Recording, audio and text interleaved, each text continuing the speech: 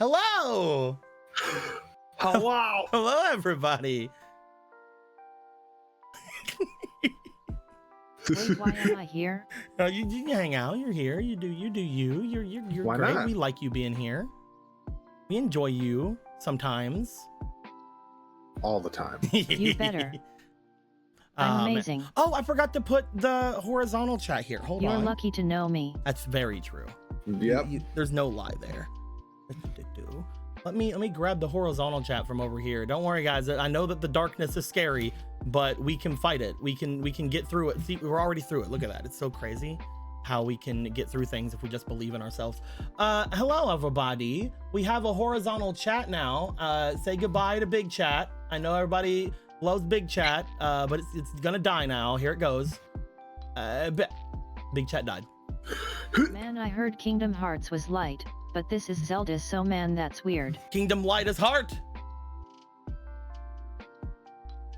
You said it. Did it. Hello, everybody. Is that a Navi?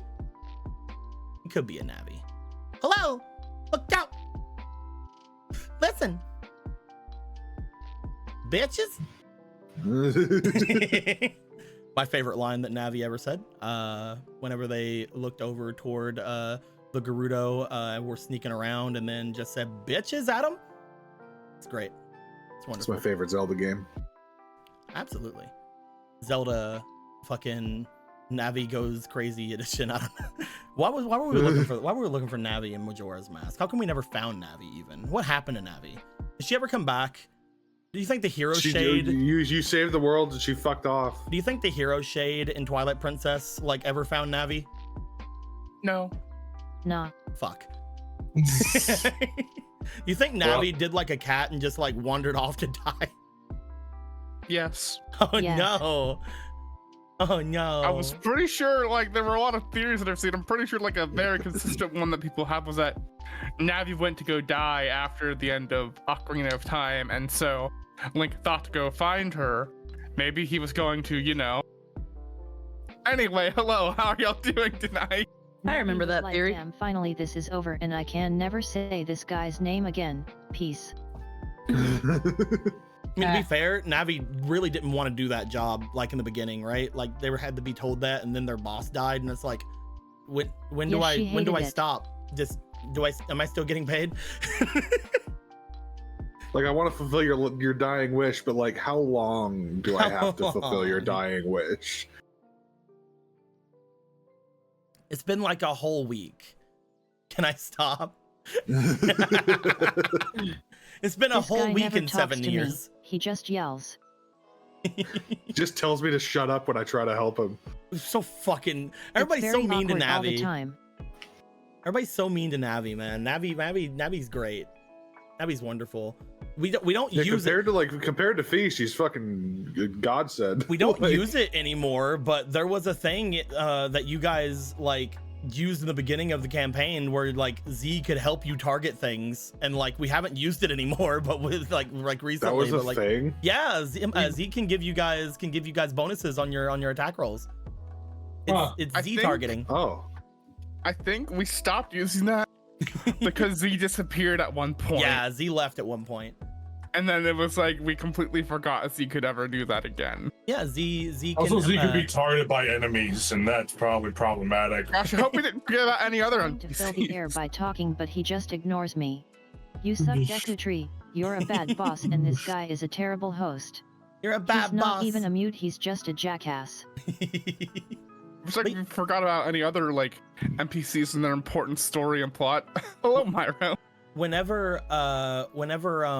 in the beginning Z could give you guys +2s. I think I even gave it where it was advantage at one point, but in the beginning he could give you +2s. Now he can give you, if I look at his sheet, I haven't updated it since he got his true form, so it should be +4s now. oh man. Yeah, but he can only do it for one person once every round. So like if he does it for you, he can't do it for somebody else. Mm-hmm. Yeah. And you also have to like split it up. So like you can either get a +4 on one attack, Or for example, since you all have 4 attacks now, you can get a +1 on all 4 of your attacks. Yeah. It's very fun. Yeah. Z's great. Z also has a one-time only attacks. heal. Z has a one-time only heal that he can use once a battle. Once he uses it, he collapses. And there's also the things he can do because he's a minstrel, which is basically At this just point, help Ronan Ronan is with just a songs. stand. Ronan's just a stand. But yeah, very fun, very good. We are going to jump in to the room. Hopefully all the things are in there. Looks like it. At least the most important thing is in here, the chair.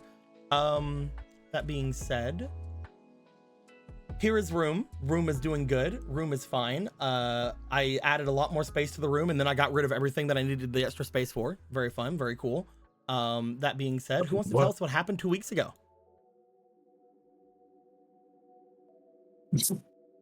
We went to Grandma's hut. That's To true. Grandma's house we went. And there inside Grandma's hut, Galen was like, we gotta find Grandma's fucking cookie recipe base. I gotta find her cookie base recipe, and it's really good, trust me. I gotta find it. It's gotta be here somewhere. And Polo found it, and did not turn into a sand seal. Hell yeah. But while also looking for that, the team found a weird, funky little book. And it was a weird, funky little book. It even had some eye. And it looked kind of funny, and it also disabled our magic and stopped Orion from living. Yeah, basically pretty- just killed Orion. He pretty This is much a new Orion. The he one you pretty had much- before is dead. he pretty much just fell over like when a fucking like when a toy runs out of batteries and just falls over dead. And we were like, oh shit, what the fuck is this? And heckin' everybody looked at the book, and it turns out that there was a Gerudo lady talking through the book, and she was like, freaking, this was a trap made for Grandma. She was supposed to, when is she coming home? She was supposed to be here to fall for the trap. And we were like, she's on her way home, but like, you know, we kind of need her because of glass storms and shit and stuff. And it was like, oh, well, don't tell her about me or I will fuck your shit up. And sometime during that conversation, Gorthos contacts Ivori, and Ivori's like, oh yeah, no, like what's going on there? And I can't quite remember the specifics of the conversation, but I think it was through Ivori that we ended up telling Grandma what was happening, and the book was not happy with that, but we stuffed it back in a bag to ignore it. But it's still very much working, and I think we're just taking the book with us for some reason. I cannot remember why. Because Because we want to yeet it at something. Well, Yeah, there's there we also, go. you guys re-talked to the book afterwards, because it was basically you had the impression that they would probably not like the fact that you're not doing what they said. So you told them what's going on. You also told them that, hey, we did this thing, and if you needed them, maybe you could use us to talk them or something. Basically, you're trying to be as amicable to them as possible so they aren't immediately hostile to you when you guys go to the city. Yeah. Yeah. And then we decided to keep making our way to the city, and then we heckin' met up with some Sheikah, and Galen was like, oh, it's Jasmine's mom. The end. I cannot remember if there was anything else. It was Jasmine's mom. That's true. There was a Jasmine's mom. Where are you at, Jasmine? Jasmine's mom. Where are you at, Jasmine's mom? Jasmine's mom exists. There you are. That's Jasmine's mom. But yes, that is very true. Other things that happened, you guys did find a little dice, and that little dice could restore magics and shit. But you guys used it once and then it got out, and you're like, huh, maybe we could keep it in water to get it restore magic faster. And cool thing about that is we can immediately just go back to it once we connect water to another water. So that's good. Yep. So you guys have that in store for you now. And yes, you guys did contact Grandma, let them know that things are going down, and she's like, well, I'm coming anyway. At some point. They also told you that apparently the bird was on the loose. The bird from Forest decided to leave Forest after the thing it was around Man, left. Jasna's mom looking like Luca makes some of the crossover art hit different. So anyway, Yeah, her father also looks like Rue, because I know context. I'm like, y'all are weird. They just like Chad, putting random fucking things in there. There's been so many things that look like Phantom in this game. It's not even funny. There's a Sheikah out there that looks like Phantom. There's a harem bandit that looks like Phantom. But Deco, there's not porn of Rue and Luca fucking DPing Jasna out there, okay? Is there? Yeah. Was I the only one who knew about that? I didn't know that. You might have been the only one that knew about this. That's why I was like, huh? Or I was like, man, seeing Rue and Luca's a fair bit. Yeah, there's a fair bit of art of Jasna, Rue, and Luca that that has them in like a very, very shippy romantic, and then there's one outright like freaking NSFW. So when I saw this, I was like, Man, I do oh, hard. I've never seen this. I'm just gonna shut. The cat's already out of the bag, I guess. I've never Even if seen it that. wasn't needed to be in a bag. Chat, we need you to go look for that. We do not. Chat, don't worry about We looking do at not that. need you to go look for that. Please be 18 plus when you go look for that, but it's in the server. Oh my goodness. Okay, so it does exist. All right. So with that being said, thank you, Squeaky, for volunteering to do the thing. Because you did that, we are going to give you. We're going to give you 5 spalations. We also just came out of a thing where at the end of every month we did the things where I got monies, and that was fun, getting monies. Getting all that monies, I was able to give all the players more rewards and more thingies. So the things I'm giving you guys here in the game that is of Zelda, you guys are going to get full out on your Also, reroll I did tokens. audio help. One great fairy sword, please. I tried. I can't. For some reason, I can't gift you the tier 3 sub. I tried. Boop, boop. Can't believe Squeaky One lied great to fairy Lynn. sword, please. I'm trying. Can't believe Squeaky lied to Lynn. No, like legit. Heckin'. Hold on. Me, ma, me, nah. So you guys are full out on your reroll tokens. Good job, good job. You guys are also each going to be gaining, despite the fact that they work somewhat differently here. Blue, And give if you my guys totally real character a totally real legendary sword. no. Damn. And because they work differently here, we'll talk about it after I'm done explaining this. You guys are also going to be each getting a destiny token. Boop. Yay! Boop. Which, if you guys remember, can be used to do a couple things, but not the things that are they're used in the other games. You guys basically can use them to get goddess tokens. You guys can use them to roll a dice and keep that dice to be able to be used in different roles, changing any dice roll to that roll. I believe we had said you can use it at one point to get the plus and minus dice, which are the d4s that let you roll and either minus or add the dice to the rolls, yada yada yada.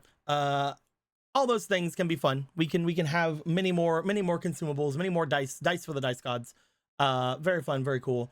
Yeah, that's about it. You guys have all your destiny you guys have all your goddess tokens. You guys have all of your new power tokens, your hero tokens, all the different tokens that you possibly could have. And of course, you guys now meet up with the quote unquote Sheikah. They do look different than their actual arts here, because obviously the Sheikah don't walk around explaining that they're Sheikah. However, Galen has seen them. So they do know that they are, so we don't have to worry about us hiding that information from ourselves. All that being said, if you find me an image of the Great Fairy Sword, I will import it into the game for you. That is my conclusion to that. Done drew it myself on it. Let's go. That being said, my guys, you guys would see on the horizon in the desert, making your way over toward the walled city, a little bit away from the main civilization, on the little road-like area that has been made throughout the desert, which again is odd to be around these sections. The deserts around here usually are wild and completely overturned with different kinds of sands and dunes and whatnot.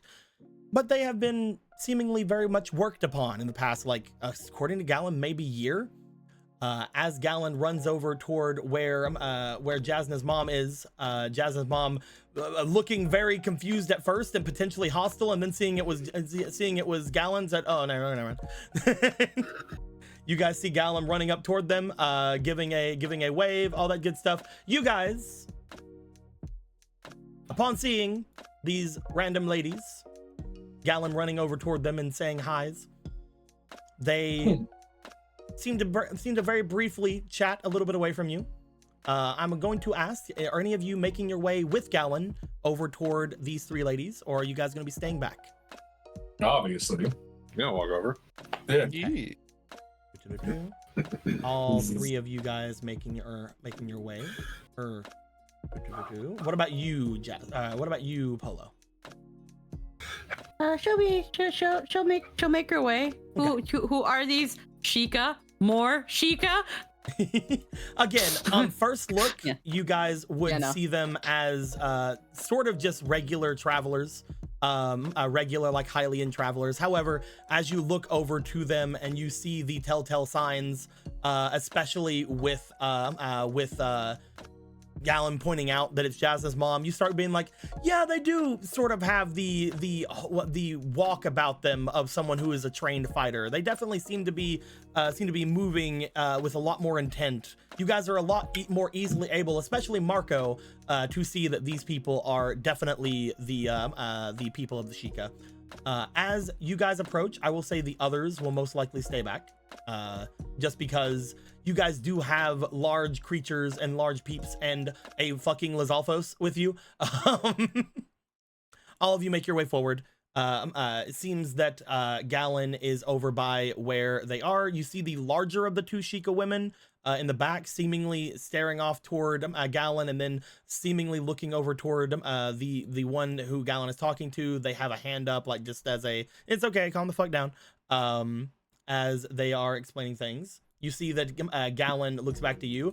Hey guys, this one here, this is Jasna's mom. I spent a little bit of time at her house. Her brain wasn't working very good. Oh, I see. Oh, I've gotten better. Oh, but her brain got better. Yeah, it's fine. Okay, good. That's a common ailment. that's a way to say it. Yes. I assume you're all friends of Jasna. Yes, Yeah. very good friends. It's been so long since we've seen her. Well, maybe you'll see her soon. She's off in the deserts at the moment, looking into that giant creature that's been running around. Oh, the lever. Ugh. We have been trying our best to figure out a good way to take care of it, though it seems that the people here, they look over toward the other two Sheikah and then look to Gallon, though I suppose I don't have to be too cagey with this. The Gerudo here do not seem to have much of a interest in taking the creature down. So it's it's difficult to think of us getting much aid for it. Oh, A giant monster roaming the desert with a literal glass storm following where it goes, and the Sheikah, the Gerudo have no intent on dealing with it. They seem to believe that the city here is fortified enough, despite the fact that we've seen that thing digging throughout the dunes. They say that there's no way the creature would even bother making its way this close to the city. I disagree in the most way possible. That being said, we are having issue with them. as we most currently. We were given a task to make our way here. Mostly just the Sheikah women making our way over to this place. At first we had thought because it was in the Gerudo Desert that they needed women because they were unable to make their ways into the settlements themselves. But now that we've been here and now that I've seen what I've seen, you need to make sure that you in particular, since you are traveling with some rather strong looking men, are somewhat taken care of, I believe. You may be fine, Gallon, but I would probably watch out for the others that are here. Motions over toward Ronan and Marco.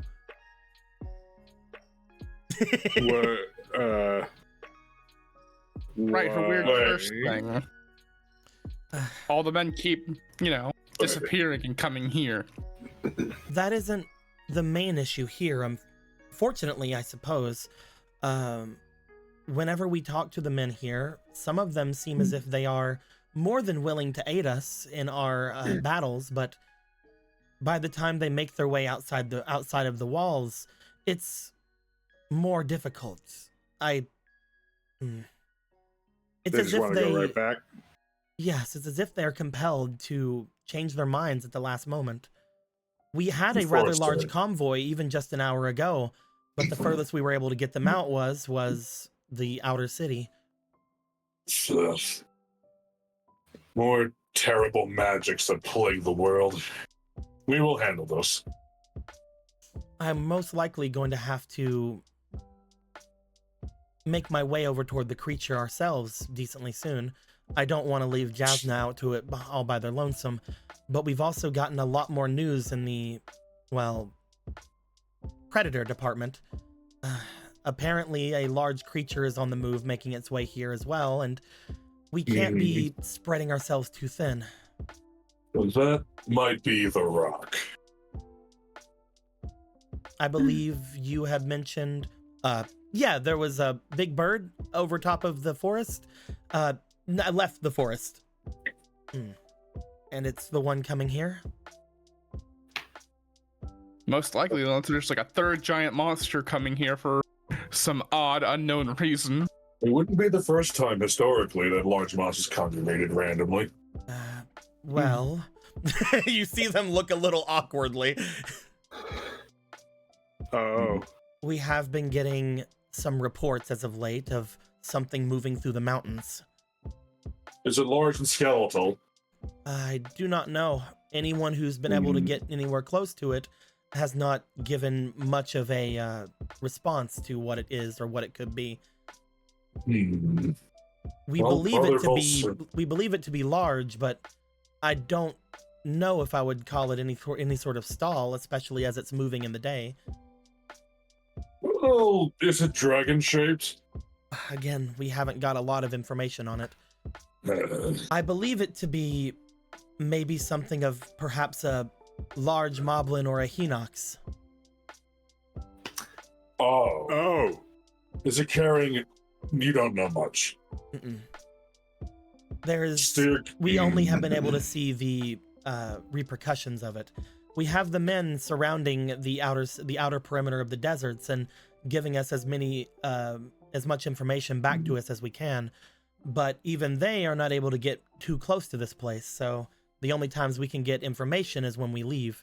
That's what we're doing at the moment. They motion over toward the mountains over near the north. We are trying to get ourselves away from the major city here, but also out of the area where the lever is most likely to attack. Once we get there, we can get more information from the men.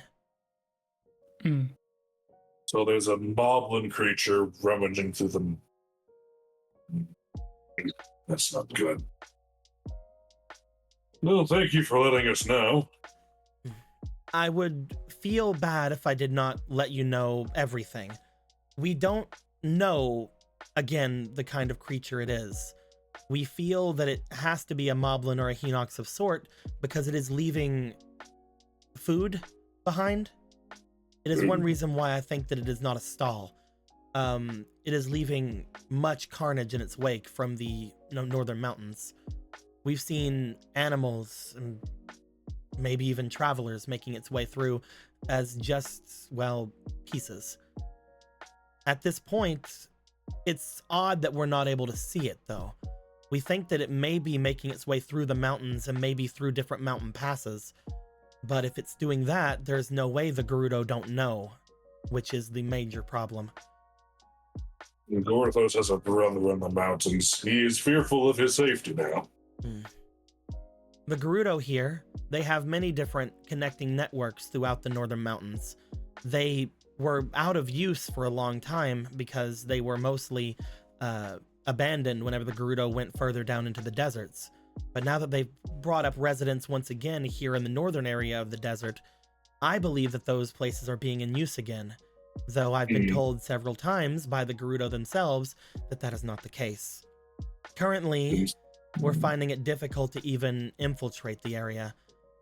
Some of our people, motions over toward to Sheikah with them as they give like small nods, are very adept in espionage, getting our ways into the hierarchies of the places we go, but even we are not able to get into the inner circle, which makes me believe that there are people far more skilled here than we give them credit for. Without getting into the inner circle, we can gain nothing but what they are able to tell us. Well, the dubious loyalty of the Gerudo notwithstanding, that makes sense, considering their ties to family and their whole culture surrounding it. I hate to bring this up, especially because we have someone of their people here, motions toward Gallon. He puts a hand up like, I need to hear it, whatever it is. I feel that they've been hiding things from us for quite a long time. I don't know exactly what's been going on, but it feels malicious whenever I speak with some of them. In particular, there is one that is scary to try to speak with. Iron Knuckle. Whenever we are around them, it is as if they are watching us with every moment that we pass. Even when we're behind them, it feels that they have their eyes on us. Is this the Rust one, the Rusty General one, or whatever? I believe so. That is what they call them. Fantastic. In particular, let me go over here and get the things so I can make sure I'm saying the correct name. Blah, blah, blah, blah. I mean, I know I didn't say it correctly. The blood-rusted general. Yeah. One of the people we need to talk to. How nice. Though unsurprising. Again, the Gerudo are fearsome. I But to believe think that the Sheikah met their match. Interesting. I believe that we have either forgotten exactly how fearsome the Gerudo are, or perhaps they just never forgot how fearsome we were and have been preparing accordingly. Either way, I hope that anything that we are able to find out is helpful to you. I also hope that you would be able to give us any information as you find it as well. To be clear on, or at least a warning, have any of you looked too deeply into the waters in the city? The waters? The waters. Explain. The chief has magic that deals with a lot of mental things that she seems to channel through the water. That is how we've spoken to her before in the past. You had almost fallen victim to the same charms the men here have. Also, I don't know what's up with the great fairy sword I put in here, but it is not liking tabletop. Lynn dropped. No, it is not Oh, liking Jesus. tabletop at all. Holy I just shit. didn't like tabletop. How dare this sword not like it? Is it JPEG or a WebP? Well, it's just the weird Huh. transparencies Okay, in I'm it. going to have to check the file and figure out why it's screwing up. There are some there are basically just some parts that have transparency, very likely. Yeah, you might just From need the to like looks of you might things. just need to like layer it like 10 times over and over again or something and see how you can do it. The easiest way to do it is to put a white background behind it and obviously keep the sword cut out. Mm. That way it fills in any gaps without having a white background. But anyway, Yeah. Do-do-do-do. Okay. Do that. Y'all move on. We have, luckily, I'm not entirely sure the extent of their abilities to control anyone, but we have luckily, at least we believe, we have enough mental training to be able to survive against anything like that, any sort of assaults like that. Though we will try to keep that in mind. That being said, I haven't noticed anything in particular about the waters. Nothing at all? Nothing in particular. It was odd to see as much water here, but we chalk that up to the fact that we've been... You heard from Galen, correct? How we were isolated for quite a while. Yes. We had heard that a lot of the world had changed, so unfortunately, it wasn't something that was completely on our minds, seeing waters, rivers in the desert. We'll try our best to make sure that we don't overlook something like that again, especially if all of you are telling us that that is the case. Yes. Mental magics have been afflicting all of Hyrule lately. That was apparently where he also encountered nightmares beyond description. Oh yeah, completely beyond. You could definitely describe them. I won't. One of us would love to have a conversation about that, but now is not the time. I would also like to speak to you in particular. You're a Sheikah blacksmith. I believe that the young chief does not wish to spend too much time explaining most of the atrocities that have been committed inside of Kakariko Village, but I am, for one, fully capable of explaining everything possible if you'd like. You I would are... love a Sheikah to explain You everything. are Gorthos, correct? The only one. I have been looking forward to seeing you. I've read a lot of your text. Really? There's text about him. There are many texts about you. Whether you wrote them or someone watched you and wrote them along, that is one way I have learned a lot about blacksmithing. Truly. Gorthos has yet to run into anyone who even bothers to read. Well, they are in an ancient tongue that is hardly ever spoken. I believe most of the texts I found have been in old Darknut language as well as ancient Hylian. Fascinating. Gorthos would love to know how you interpret his works. I used to dabble in learning different languages.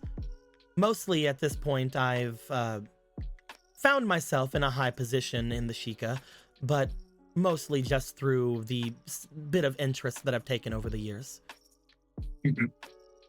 That being said, she motions to the two Sheikah behind her. If you wish to speak with me, I can send my associates forward to try to gain the information that we need. I would like to return and, at the very least, get back the money we had spent on the convoy that we had attempted to send our way out with. Of course. That is up to you whether you wish to have any company. Especially, I would love to know what all you know so I can cross-reference with what we have figured out. Oh, if the others... Gorthos has no qualm about it. It's only about your convenience, really. Is And that the shared others, with of the rest course. of you? I don't mind. I don't see any issue with that. She gives a nod as she does. There is something he would have your companions speak of with the others that surround the desert. Two things. One, if that beast you find is in fact a moblin with a greatsword, for all intents and purposes, avoid it at all costs. Completely, utterly, do not engage with it. Write this down, Vaka. You see the smaller one bring out a small scroll and begin to write your words. It should exude immense amounts of malice, the likes of which it would make your skin crawl off if it could. Nods. And secondly, Gorthos' brother, his lair is in the mountains up there.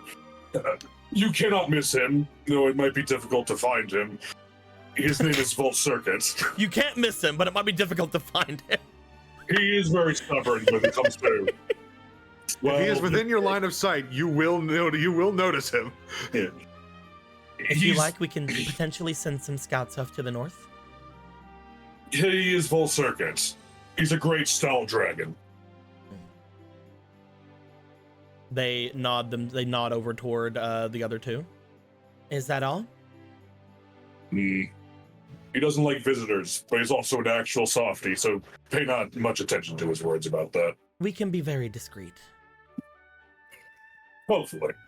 But besides those two, besides that horrifying thing in Grothos' brother, he can't think of anything else to make note of. Voka, Scar, can you do this for us? The two of them nod. One of them rolls up the scroll that they had been writing in. Be sure to collect all the information you can, and also be sure to return with the provisions if possible. Tell them this time to make sure that there are nothing missing from the provisional packs, please. There is a look of annoyance that goes across Jasna's mom. As the two of them give slight nods, they walk away from the main group. As they begin walking away, you guys would watch them as they go. As they get far enough to where the desert heat begins to somewhat obscure them, you see that even after a single blink, the two of them are gone. Grothos must learn how to do that. As they make their way away, Jasna's mother looks back over toward all of you. Either way, there is finally one last thing I do want to ask of you. Do not trust my sisters or my daughter, please. Why? I was aware of certain magics that were happening in this place. We were all told beforehand by the one that came to get us that they only affected men. That being said, once we had all gotten here, things have changed. My sisters and my daughter began treating me a lot differently. And they treated me differently because I was able to tell them things that I believe they did not know. I am no one special among the Sheikah. I am a blacksmith, and I am Jasna's mother. But I've been able to quickly lie to them as well as the Gerudo people that I am someone of importance. And all of the ones that came with me have corroborated my story. Meaning, there is something wrong with them.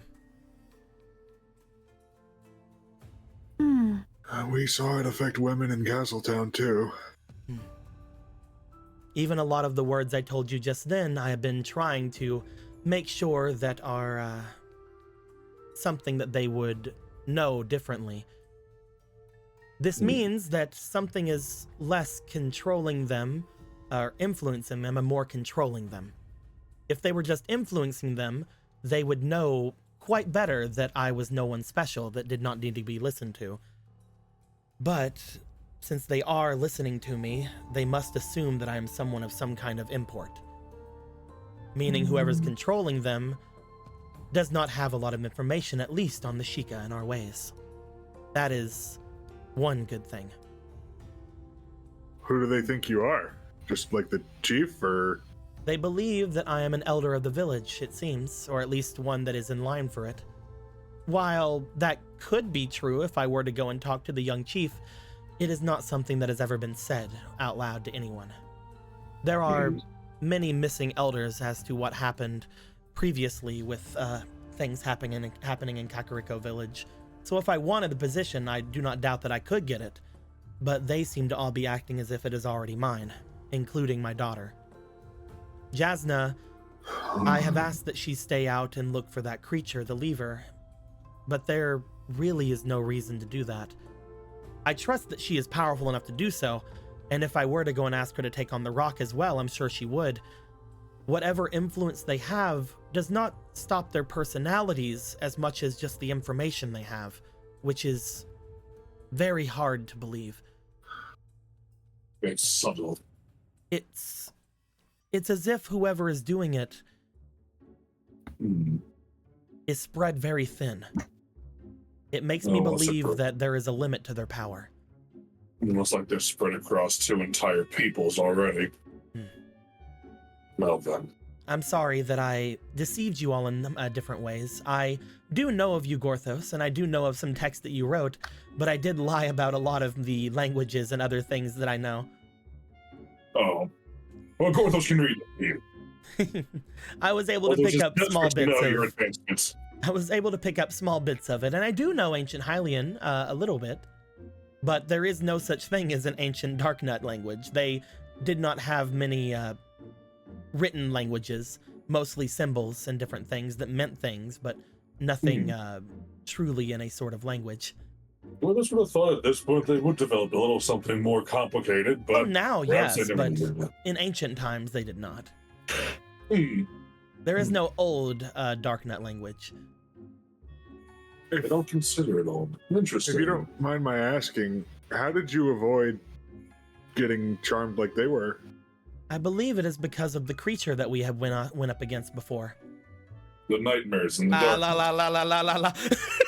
Gallon just brings his hand up to his ears and walks away. Both would like to know of this creature. It was she just like watches Gallon walk over to Ronan and just slamming his head against like his back. It was certainly something, wasn't it? It was. We've looked up different things about it. We now call it a dead hand amalgam. It was very hard to go through, but it reminded us of a creature that we once called a dead hand, a ancient undead creature that was able to not only terrorize areas around Hyrule, but the primary reason of its being was thanks to dark magics that was used on different redeads and things of the like way back in the day. Stuff that had never before made its way out of the Sheikah villages, but is very much dark, evil magics. Have we established, does Dwarfus know what a dead hand even is? I can't remember. We saw Dead Hand. Yes. We saw them in The card the game, right? necromancer can summon them. Right. Okay. So an amalgam You of... know of what a dead hand is. You didn't know of their origins. Right. Apparently, according to her, the origins are from the Sheikah people. I wonder if Dwarfus has never truly heard of these creatures before, at least their origin. They were, I believe, created in places similar to the Shadow Temple. I'm not entirely sure of their existences beyond that, but the creature we had fought was able to produce many different versions of itself, many tendrils that had faces, hands, the like, and were able to screech and moan at each of us at different levels. It turns out that I believe I might have been able to I think I was hit relatively hard from it whenever it was in our own areas. Whenever my husband was taken from me, he is back now, thank God. But whenever my husband was taken from me, it seemed that the Dead Hand in general had to rewrite a lot more of my thoughts than it did a lot of the others around. Because of that, I believe that the lingering magics and lingering spiritual awareness that was about me at the time does seem to be playing a part in this. I think that my mind may be stronger than a lot of the others who came with me. Perhaps Jasna would have as well if she had been there for as long as I had, but I was there for far longer than she. To think that such creations could even become mutated like that. One of those must investigate the Shadow Temple when we have more time. It is because Its of her magic's so and fascinating. it is because of her and Gallon that I was able to get my own way out of there, but thanks to that, I'm able to see this place for what it is. The men that are here are particularly affected, yes, but the women are not away from it. You will have to watch yourself as well. I believe you are Polo? Yes, ma'am. My daughter has told me of you. Thank you for being around her whenever everything happened in the forest.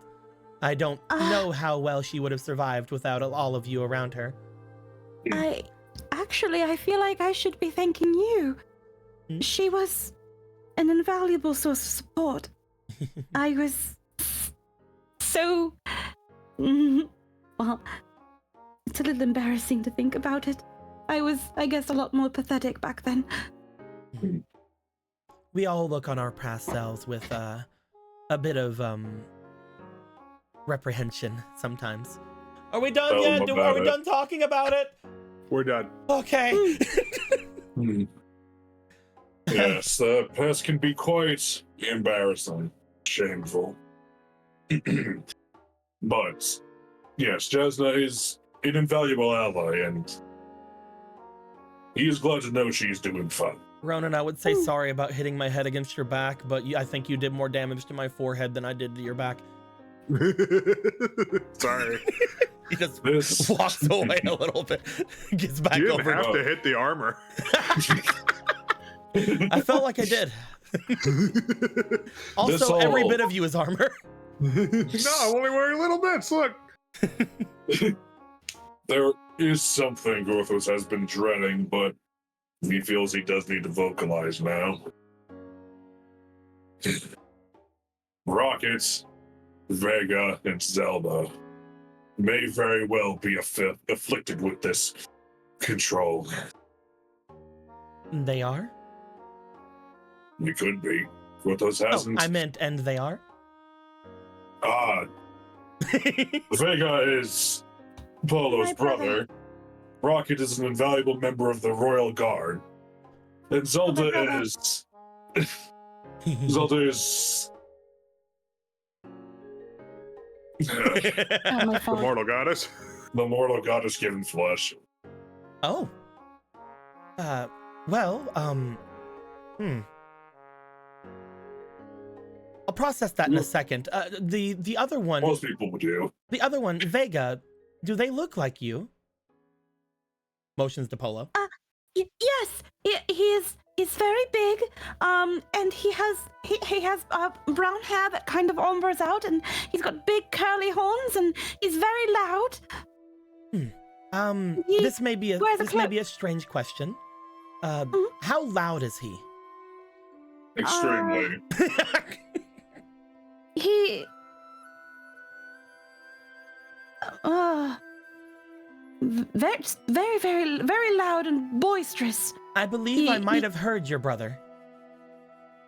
Yes, it is very likely you have. Where, though? I believe I heard him over by the baths. There's a bathhouse. bath? Yes, there's a bathhouse nearby. We were offered to go in, but I did refuse because I was still worried that certain things were difficult around here. I didn't wish to push my luck with whatever fortuitous thing that has happened with me. So I did go around looking for convoys, as I mentioned before, with the others. But I believe I heard someone yelling about being some sort of strong creature, someone that they couldn't possibly imagine what they could do to them. He's only holding back because he didn't want to destroy them, yada, yada, yada. That sounds just- like Brother Vega. They're just He letting was- him roam around? I did not see him, though one of the others did. I can't really trust their sight, though. They had told me that someone that had horns like a demon was inside of the area, yelling out and about, apparently being protected by a Donu. Yes, That that would is be Brother Rocket. Vega and Rocket. I'm not sure what is going on, but I find it fortuitous if he is being cared for by a Donu. I believe that out of anyone around, a Donu would be the best ones possible at staying away from all of this influence. Donus themselves are extremely loyal. There is no magic that I can even think of that could sway their loyalty. Well, we've met a couple that have. Oh? The two knights in Castletown for the king. Mhm. I believe their names were Blaze and what was the other one? Thunder. Thunder. They were They've- affected by it. You At do least a also little. you do also remember though they were still listening to the king. That one might be. That could have also been because of their allegiance to the king, though. They were Not being so much that they had affected. been manipulated. They were being affected by the magic. You guys know that because whenever one of them got away from it, he started trying to help you. But still, technically, they were listening to the king. It was not affecting them as hard. Yeah. So yeah, Is they that- were affected by it, but it didn't seem to take as well as for everyone else. I believe that there are 2 Donu that I have seen in this place. One of them seems to be one that is under watch, very similar to the one that they have mentioned before. The other one seems to be sticking around the one with horns. That's all I know of the situation, however. And again, my sisters could have potentially told me the wrong thing. I probably should stop saying that. I've gotten into the accustomization of saying sisters since being here. I wonder. Once more, ma'am. You said they are simply letting my brother and Mr. Rocket wander about the city? I don't know of that. I've only ever heard them around the baths. Hmm. You I don't know how much it would actually affect anything, but Brother Vega does somehow have a bit of a draw to the opposite sex. That Somehow. could be Well, I'm why they having might trouble be too, being- don't worry. No, she said that as in a anyway. It could possibly be why they are being uncharacteristically lenient with him. Why would they care that he takes a bath? Why was very he true. raging and screaming? He was. I mean, they could be still watching him and still, probably coercing him to go places under guard, and maybe he's just offended by that. But I don't know. It is simply a presumption based on my brother Vega's traits. Well, that is everything, unfortunately, that I know. I have not heard any call of the mortal goddess being here, though I doubt that they would say anything about that outside of their inner circle. I'm assuming you haven't seen anyone that looks exactly like the 2 of them, and points over to Matilda and Jason, or as I Link. No, one. They look over toward them. I didn't actually notice before, but is one of those, or both of those, the princess? They are both technically the princess, yes.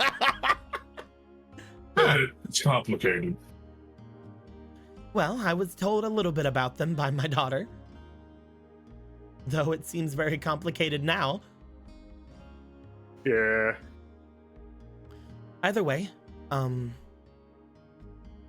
I believe that we only have a short amount of time. Currently, as soon as she makes like little hand motions, sisters make their way over toward the others who are out of this place and gain information from them. One of 2 things will happen. One, the men of our group will notice that they are being controlled and attempt to attack them, and then make their way to me, most likely dressed as women, or they will try to take out the ones who are there and come back to us with false information. For all I know, we have perhaps just half a day until that happens. Oh. So we need to find the source of this whole weird charm thing and get rid of it in half a day. I don't believe that we have to do that, no. I just think that we have a few hours at most to look into things without having to worry about the others being here surrounding me. Okay, gotcha. Once they are back here, I will have to find out what they know. My plan originally was to get outside of the bounds of the city and then knock them both out and send them off. But then all of you showed up, so... Oh. Apologies. No, I believe this is much better use of my time. With all of you here, especially knowing what I know about each of you, I can tell that anything that I tell you, especially about my daughter, you will be more than happy to aid me with, correct? Of course. Yeah. If it helps out Jasna. We will break this curse upon them all. Don't you worry. Currently, everything should be fine. at least with them at the moment, even with them being controlled, I doubt that their training will falter in front of any sort of foe in front of them. That being said, shall we go off? Yeah, let's get moving. Each of you would gather yourselves back up with the others. New information being that, as you feared, you guys already knew this before, but now that you have confirmation, this charm does seem to work on anyone of any sex. It does seem that is a case that you have to watch out for. Going back into the city itself, you now know that Vega is there and is apparently allowed to bathe. I don't know what's going on there. But you also know that there is apparently an inner circle, and this blood-rusted general seems to be at the center of it. Also, apparently, they might have eyes in the back of their head, for all you can tell, because it seems they have eyes as in if... books. So. Exactly. As you guys would make your way forward toward the smaller city outside of this place, Jasna's mother does seem to walk with you to an extent, showing you around to the different areas that she has gone through. You can tell immediately as she did get into the city, her demeanor changed somewhat as she started carrying herself a little bit more in a higher stance. She sort of moved her arms in a more fashioned tone, and you do find that she is giving a more regal presence to her to things that she is doing. As she is doing so, she is noting to each of you that there are certain different houses of people that are about. You see that Gallon also, as they're traveling through here, anytime there is a Gerudo around, they walk up to him and he goes, "Sister," and goes to chat with them. But it usually is kept very brief as they are going about things. You find that every now and then they would bring him things, because that is how the thing works as it do. The Gerudo every time we see a Gerudo, we have to stop for a sec. We're gonna be here for like an hour. Exactly. Occasionally they seem to bring him things. They seem to bring him hydromelons, and they seem to bring him all kinds of other things. You note that every time they do bring him some kind of food, it is usually volt fruit or hydromelon, and Jazz's mom gives a peek over toward it. But you know, it's whatever. It keeps disappearing from his bag. Oh, that's so weird. How could that have happened? Specifically shaped hydromelon lump in her throat. It's just in like a hydromelon lump in her, like in like the robes around her ass. Oh, that's so weird. Bong, bong, bong, bong. Anyway, I will say you guys are getting looks as you guys are making your way through, mostly for the fact of you guys are walking around with a Dodongo and a Lizalfos. Yes. Yeah. So we got a lot of people here. We got a fucking weird dog, another weird dog, two other weird dogs over here that fly. Mostly you would find that the fairies themselves are sticking with Ronin and Polo specifically.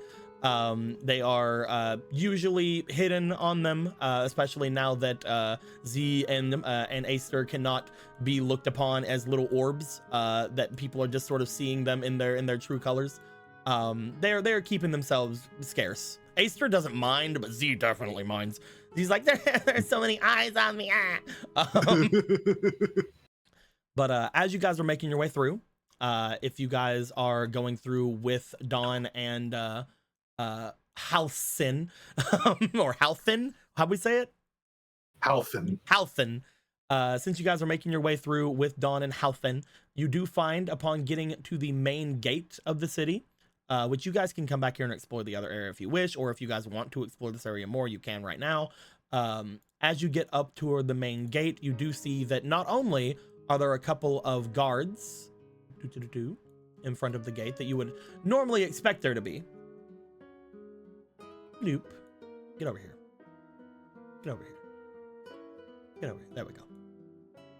But you do also find among these guards there does appear to be an iron knuckle among them.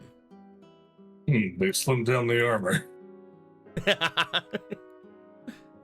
Interesting design choice. As you guys approach the area, you would find that the Iron Knuckle is directly in the center of this open wall like area. There's no gate, there's no door. It just appears to be a large opening, a large arc in the built into the wall. As they are standing in the center of it, the two Gerudo make their way out to greet you.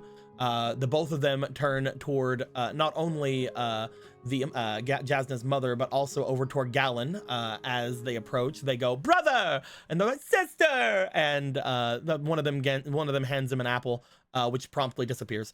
With that being said,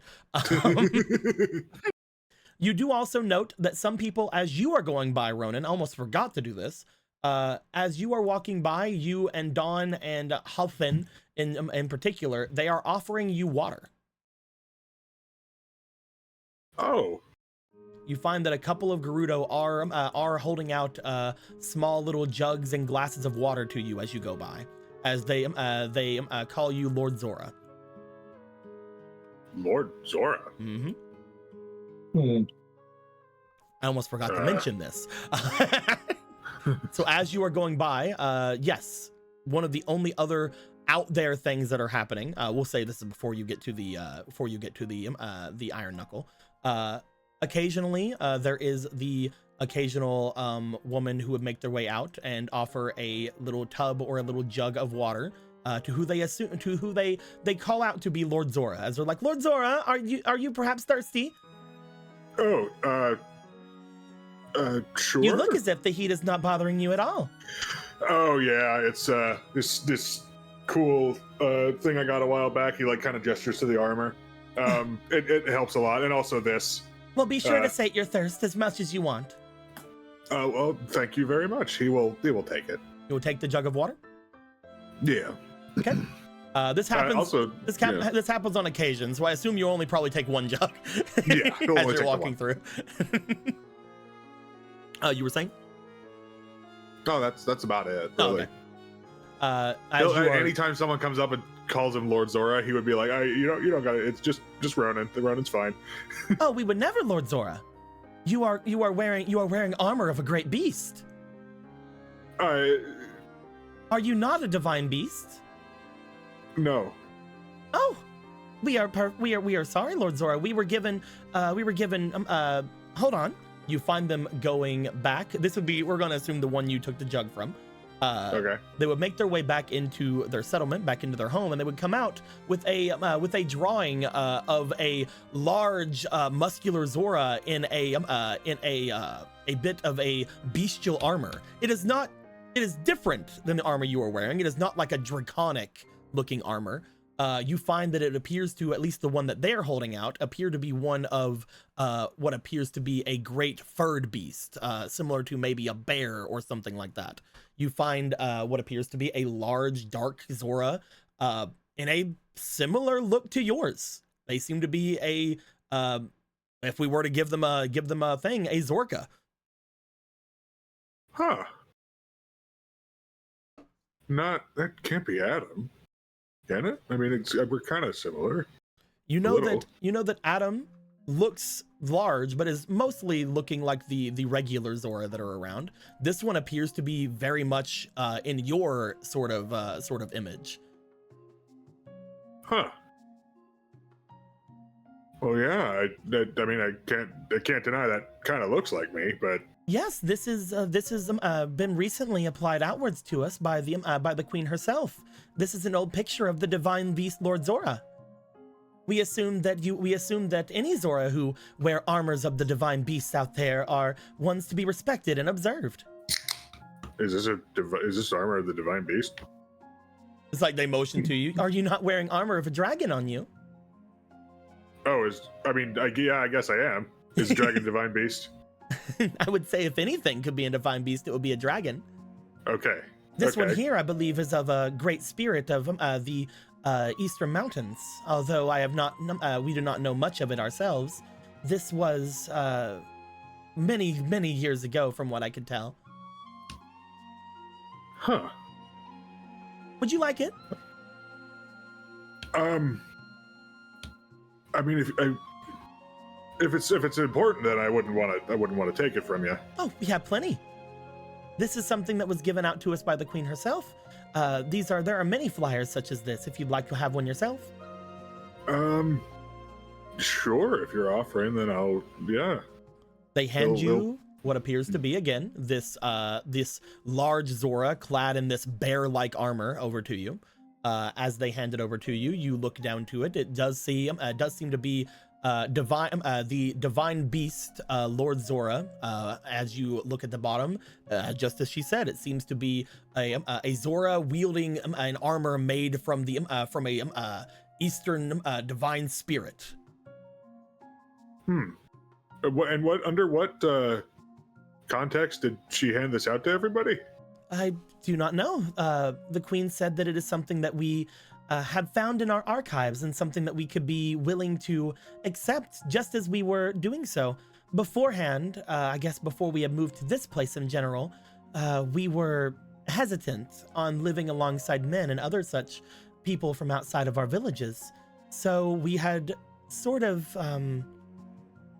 been against it at first. I'm sorry, Lord Zora. However, because of the ancient archives being open to all of us now, we have been able to get many more information of great heroes and beings such as the divine beast we see here. The great archives being open to everyone is honestly one of the greatest parts about the spirit capital. Huh. Well, that is very interesting. And thank you for sharing all that. I can't guarantee that I very highly doubt I'm the same person as depicted here. Oh, of course not. I know that your people live long, but definitely not that long. But thank you. It's been very nice chatting. Take care of my brother, please. Oh, will do. That's been the plan all along. And he will rejoin the group. You guys rejoin. You guys see Ronan make their way back. You guys heard essentially everything there from a little bit of a ways away, as he was given a jug and then a flyer. Apparently something known as the Great Archives is open to everyone, and that is the main reason most of the Gerudo have been fine living next to men and other people of other races. It seems as if that is one of the main reasons that people are okay with everything, all the changes that's been going on lately. So that was weird. They are rather interested in you. Gorthos, you might be.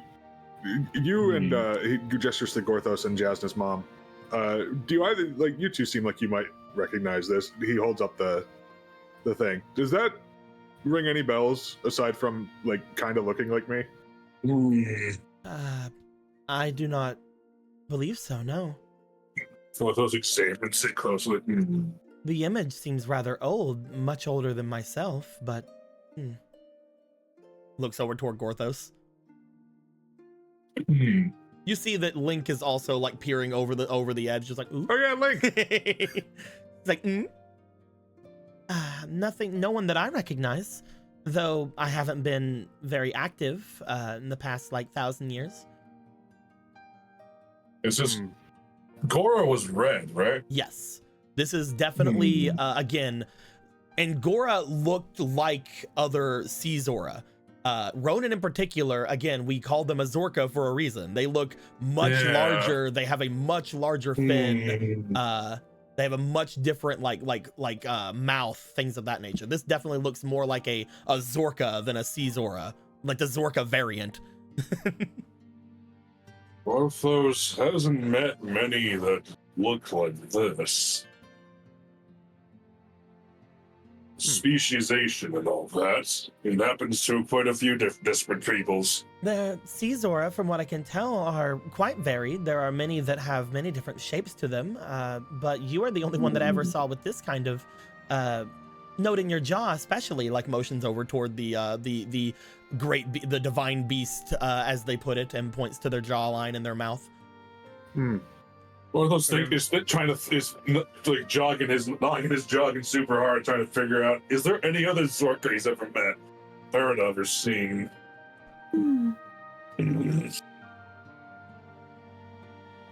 Not really. From what you can, again, the Sea Zora in particular, unlike the River Zora, are really varied. There is the normal variant of the Sea Zora that we usually see, like the common variant of them, but then there are ones that have like the heads of freaking like rays and shit like that, you know. But you guys know one of those was in the village that Polo ended up scamming. That's that really old guy, yeah. Yeah. Both those hands You know, maybe it's not that he's a manta, it's that Zora just do that in their super old age, so just, their heads just that is very much a manta. out. It's very much a manta. But you would know that those Zora, the ones that have like the manta heads or any of the other sort of slight changes to them, are a minority among Sea Zora population. But they are there. Brothos is sorry, Ronan. You can't really think of any. I figured it was a long shot. What's up, Polo? Would it not be worth it to consider your ancestry? Your father, your father's father, or even your mother. Ronan is still very young in comparison. Perhaps. Yeah, I'm only 86. Even someone of 86 years old would be long-lived in my people. So looking at this, whether it does say it was before my time or not, does not mean that it might not have been your parents' or your grandparents' time. So if it was grandparents, looks over toward Ronan, or not looks over toward Gorthos. If it was grandparents, they might have been alive during your time. Lord has been alive many times, most certainly. Many heroes crop up all over the place. Maybe this was during the 1,000 years that you and motions toward Link said that you are inactive. If that is the case, perhaps it is someone related to you. I mean, I guess it's possible. I never really thought about, that kind of stuff before. I just kind of had my family that was around. Come to think of it, Gorthos doesn't recall seeing any other Zora like Ronan in the domain. Me neither. I think the biggest thing, looks over toward Gallon just nodding. I think the biggest thing, is why you're remembered here. Or I guess they're remembered here. The archive that they were talking about is something that only before the chief and very other few scholars around would have access to. If I wanted to, they probably would have given me access to it, but very important people are the ones that take care of the archive, because if it gets out of hand, or if someone finds out exactly where it is, we risk losing it. But if they're making it completely out in the open, it does go to show whoever this was must be famous among my people. But I've never heard of them. Well, maybe these archives might be worth checking out. Once we deal with our other issues first, obviously. To think the question of your lineage would be in the Gerudo's archives of anywhere. I mean, this might be a far-fetched theory, but when we consider Miss Jason, Matilda, for the sake of understanding Jason, there seem to have been some weird squabbles with time that allowed her father to be Ronan. It could we be still maybe never even got a an matter answer. of time. I mean, maybe whoever this is the person she saw. There is also one thing we haven't been thinking about. You see Sierra make their way over and look over to it. This could also just be a trap for Ronan. Oh. The person that is here knows what we all look like, right? They could have had this forged knowing that someone looking like Ronan was coming in here. Maybe they want us to make our way to the archives, or at least they want Ronan to, noting how large and intimidating he is. Losing Ronan out of everyone here would be a really hard blow to everyone. They would probably assume we wouldn't question the validity of the records. I don't want to be a buzzkill. No, what you're saying is a possibility for sure. He almost forgot about the Gerudo being the way they were. I don't know if any of them would be willing to do anything bad to the archives, but at the same time, I wouldn't have expected anything else to happen like it's happened either. Go ahead, Marco. When Looking at this depiction of like the Zord, does it? Marco's been in plenty of dungeons over his years. Is it possible for him to be able to tell if it was, even though it is just a picture of it, like a? See if like you can validate. recreation of it? See if you can validate the validity of something like that. Yeah. I would say that's within I would say that's within a thief's repertoire. Sure, go ahead and roll me for your experience, please. Hell yeah. That's definitely like something that I would say a thief would be able to do. that's decently very well. spelunkery, actually. Do this. Do a couple of these, boys. You also have a fleeting heroism. Let me give you one of those. Ooh, I will use that immediately. Give it I here. don't know where the fuck the heroism dices are. Is that it? Is It's that right one? there. There it is. Cool. I It kept it over has here so I can H. copy it. Hell yeah. Wow, there you go. And let us see what I roll here. First roll is an 18 plus 4 on top of my pretty decent experience. Go ahead and roll me 2 more times of the goddess points. 18. Natural 20. That's a fuck yeah. Go ahead and keep. Go ahead Okay. and keep this goddess point. Natural 28. Marco, how do I put this? It very much looks like something made in modern times with the brush strokes, doesn't it? No, No? the picture itself seems genuine. As you look to the picture itself, it does seem genuine as you look at it. But then you do notice one other thing about it, about the brush lines, about things of that. This is definitely a recreation.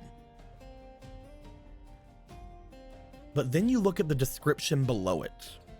The description of the divine beast, the thing that is sort of the thing that is explaining what the divine beast of the East is, the large spiritual bear that the armor is apparently made from.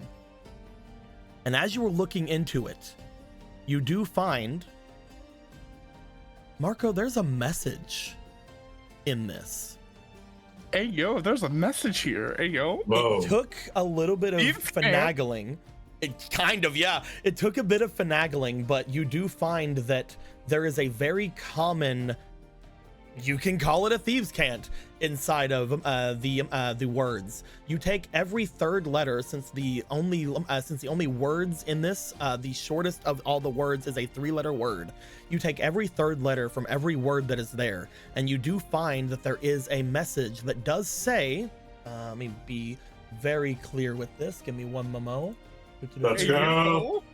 yo. This is not what I was expecting, but hell yeah. Me neither. Hell yeah. Ah. Get this shit. Making sure that it is how I am putting it. Do your thief thing, thief boy. This is a very interesting thing. I didn't expect this. You're fun. That's good. Oh, we've already done it.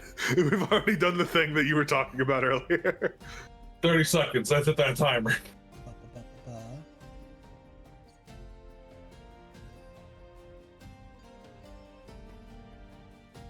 Yes.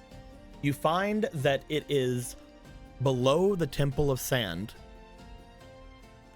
as the sun retreats.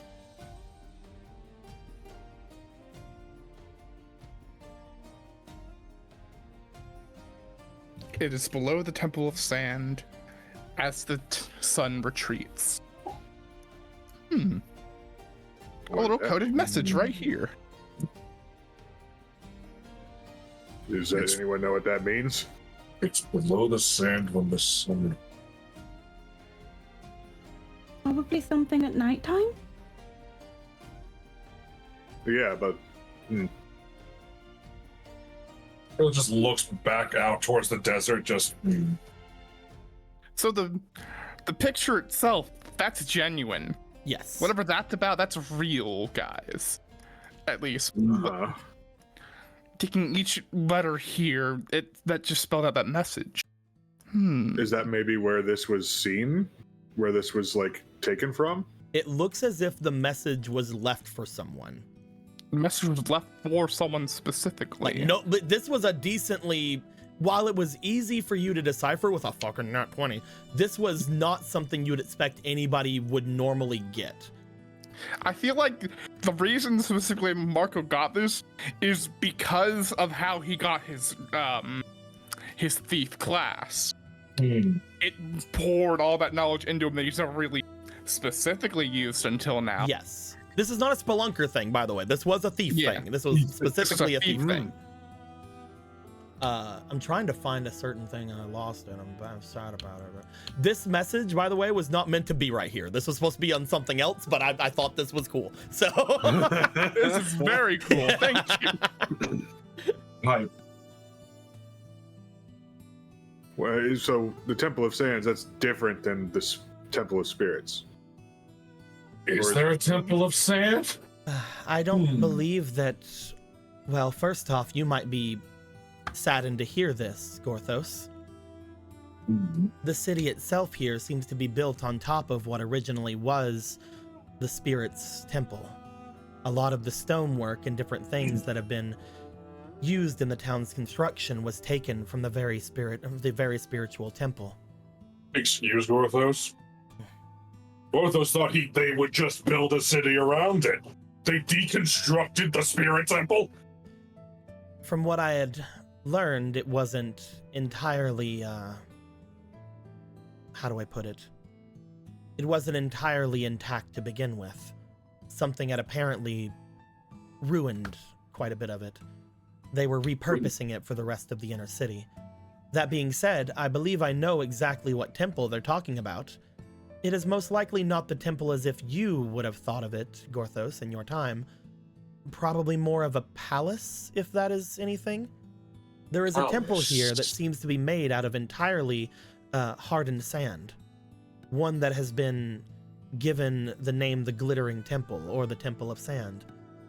Wait, so not just sandstone, but actual just sand? There is a sort of gradient about it, where if you look at it at certain times of day, it seems to shine outwards. People believe that there is a mix of different kinds of materials, silvers, golds, even goddess metal inside of it, as if it is powdered into the very side of the temple itself. It's quite beautiful to behold. Ooh. Well, we are going to be going there eventually anyway. It would be difficult, though we do have many important people here. Perhaps we could try to seek audience there. I believe that is where the, I suppose inside the walls, we must call her the queen, would be. Yeah, it sure is. Still don't know how we're going to approach that whole situation. Again, One it is step more, at a time. it is more a palace than a temple, but it is definitely called a Temple of Sands, or again, well, Glittering Temple. We will investigate this, obviously. Is that where the chieftains hold up? I believe so, yes. Though, again, I would mostly say queen while you're inside the walls once you get there. Even out here, it is difficult to not want to say that. Gotcha.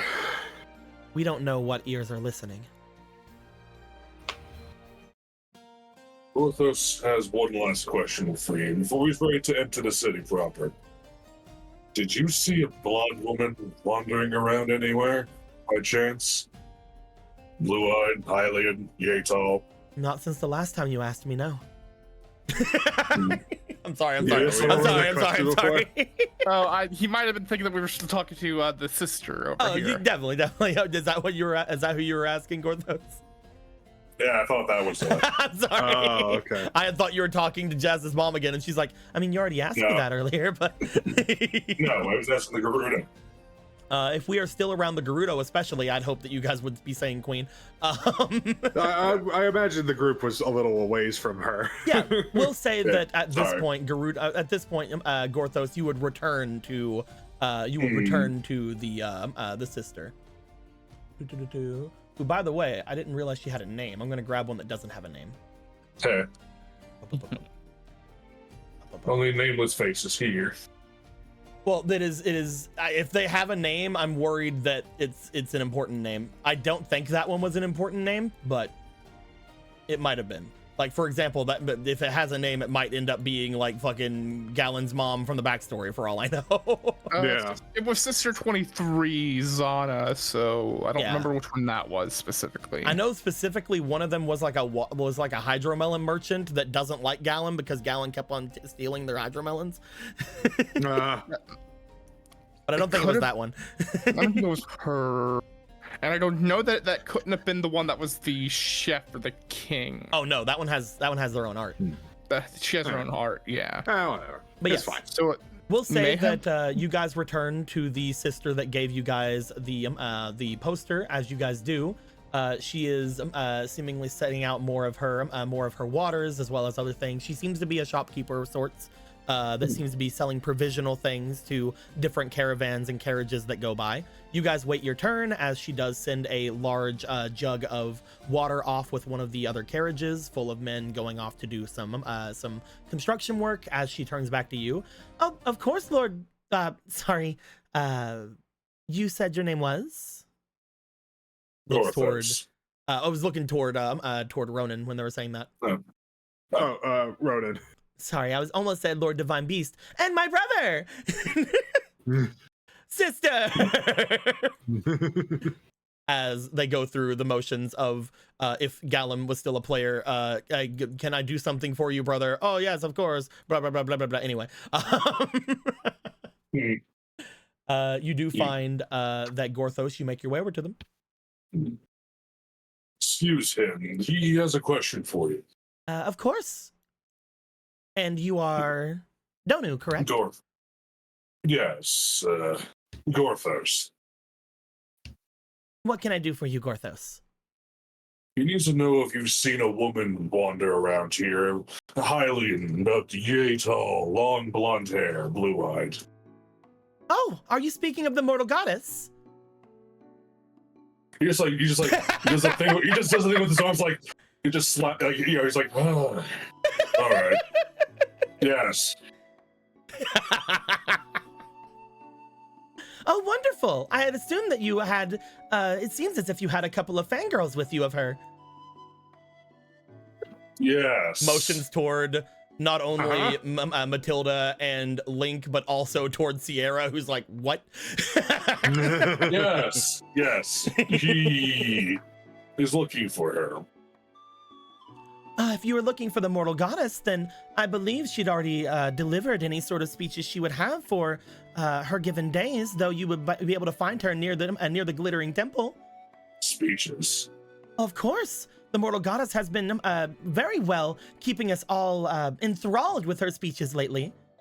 Speeches about what? About how we should be going about our ways, about how we should be embracing the ideas of other people, about how we should be settling our own disputes and other things. She even offers guidance to those of us who need. We are extremely happy to have been chosen to host the mortal goddess. He sees. She's at the glittering palace then with the queen. Yes, it is very, very much a, how do I put, it's a pleasure and an absolute lovely part about being in the city. I myself have gotten a few different talks with the mortal goddess, and well, I've been trying honestly to find any more problems I can speak to her about. It's a little embarrassing to say. No, she has that aura about her. He understands, but interesting. He was not aware of speeches.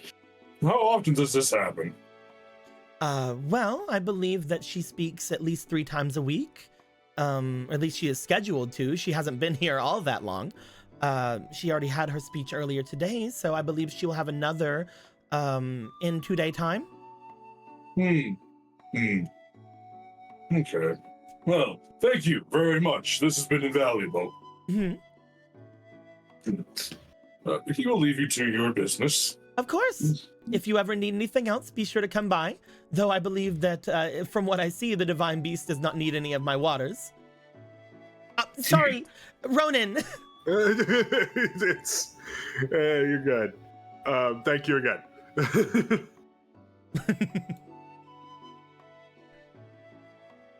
Let's go into the city now. Yeah, let's get moving. So much for keeping it a secret. And I wonder how many celebratory days she's had here now that people know. Who knows? Who is more worried about certain people finding out? Not that it matters much anymore.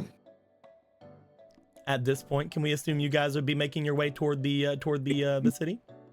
Yeah, no reason not to. Now you see the Iron Knuckle, who is in front of the city.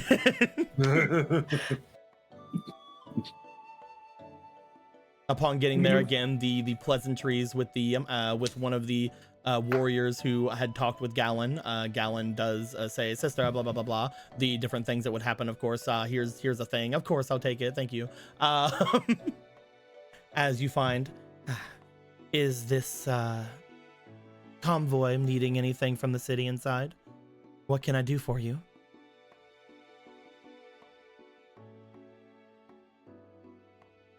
We were hoping to go inside. I do see that, though, from what I can tell, it seems as if you are rather, dangerously armed at the moment. Have you traveled your own desert? The giant lever is very dangerous, for the looks of it. Oh, yes, though we could also say the same for Dodongo and Lizalfos. Oh, these two? They wouldn't hurt nobody. Ronan?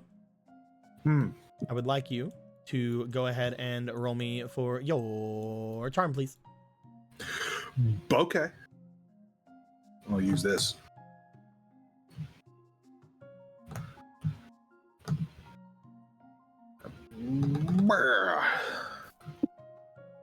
I'm gonna use this. Can I re-roll as that? Well, yeah. Hey. Okay, I'll keep that. 19 plus 3, that is a 22. Yeah. You find as she looks to the Lizalfos and Dodongo behind you, they do seem sorry about that. They do seem relatively docile at the moment as she looks them over and looks back to you. Be that as it may, it does appear that you are... Could it be that these are tamed by you, Divine Beast?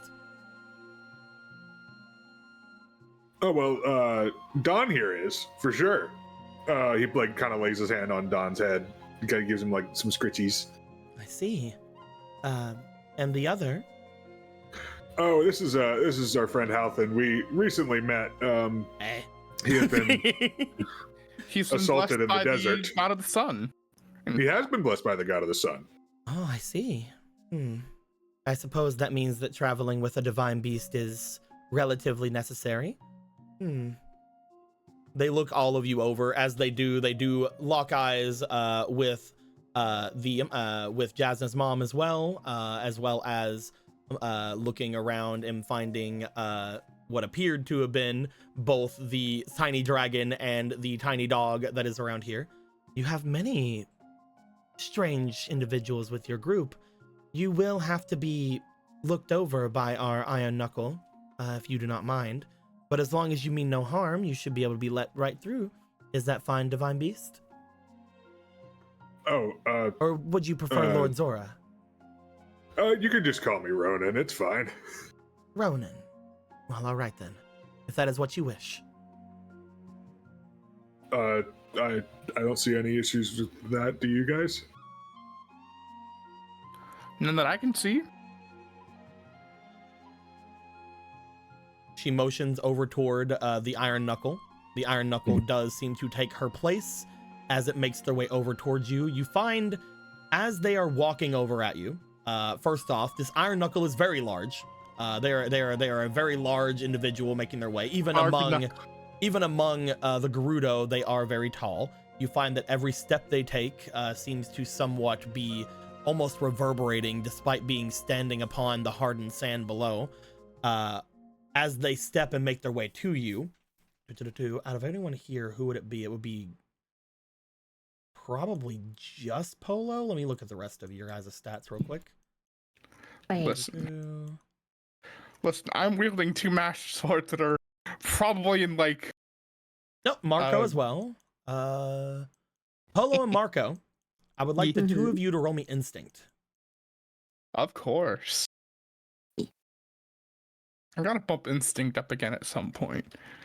Anyway, since you'd given me back that one, I will use it here. I will use 2 bears. First roll's a 3. That is a 9. You want to use any of That's your a 2 and a rerolls? 1. Let's see, hold on. This is 10, 12, instinct, total of 14. Yeah, sure. Okay. All right, let me move it. Whoa, whoa, whoa, whoa, whoa, whoa, whoa, whoa, whoa, whoa, whoa. That's real. 19. There we go. Hell yeah. And what'd you get, So Marco? then that's At the moment, I have a total of 18. dirty 24. Okay. You guys will be looking at this for very different reasons. Marco, you are able to see as this person approaches a very strange thing along the blade that they are carrying. They're carrying a very large axe with the symbol of what you can assume to be the Gerudo upon it. That being said, as you look to it, it almost seems to be moving. As you stare at the symbol for a while, you almost look as if the symbol itself, the two side protrusions of it, look as if the circles and inner circle of it seem to somewhat shift about and move as this creature, or as the Iron Knuckle moves about, walking forward. What you tell Polo as they're walking around, you hear a slight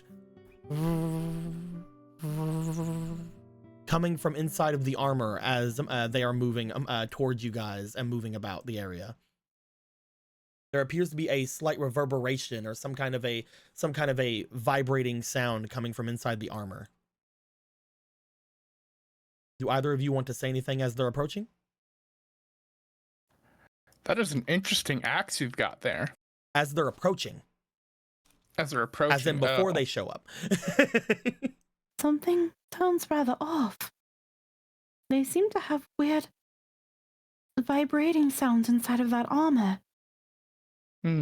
Almost as if something with beating wings. I was going to point out that her axe, the symbol on it, two of the circles on it are moving almost, not erratically, but they're shifting around. Maybe like eyes? I'm not entirely sure.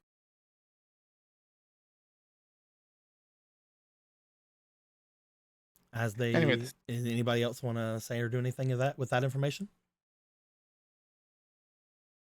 That being said, Oh, is he saying that to the whole group? Yes, that is being said before they show up. Yeah. They're walking towards you guys menacingly. Boom, boom, boom. Menacingly. can I glean anything from that? Or do I need to wait for it to get What in closer? particular are you trying to gain from that? If it's Like, which of those are you finding interest in more? I should see what kind of see if I can identify if this is what kind of enchantments on this thing, because it sounds like not normal. Are you focusing on the sound that Polo found, or are you focusing on the visuals that Marco found? I think visual. All right. I would like you to roll me for your if you're focusing on the visual aspect, I would like you to roll me for your spirit, please. Yeah, okay. Also, fucking turn on, Spoofy. There it is. 21. Okay. Anybody else have anything else they want to look or say about with this, or just wait for I guess I'll just try to listen for that sound that Polo was pointing out and see if I can fucking tell what it is or something. Roll me for your instinct. You won't be able to probably tell what it is, but I do want you to roll me because you are focusing on the I don't know. You are anything at all. My instinct, so that'd be a 16. Altogether 16. No, re-roll that. Oh. Thank you, my lord. Re-roll that to my boy. I'll take the 16. The 16's rather well. As you look to it, you do seem to close your eyes, listen for exactly what Polo says, and you do hear the vibrations. You notice them. The two of you may find that is an interesting thing to note for later. That being said, Gorthos, as you look to the symbol and you see it sort of moving about, the sort of mirage-y like symbol that is there, you do recognize that to be the symbol of the Gerudo people. It is something that you do recognize plastered about, at least from your memory, in the Spirit Temple as well. As it moves about and as it looks about, you do find that the symbol itself, looking at it, does seem to be somewhat magical.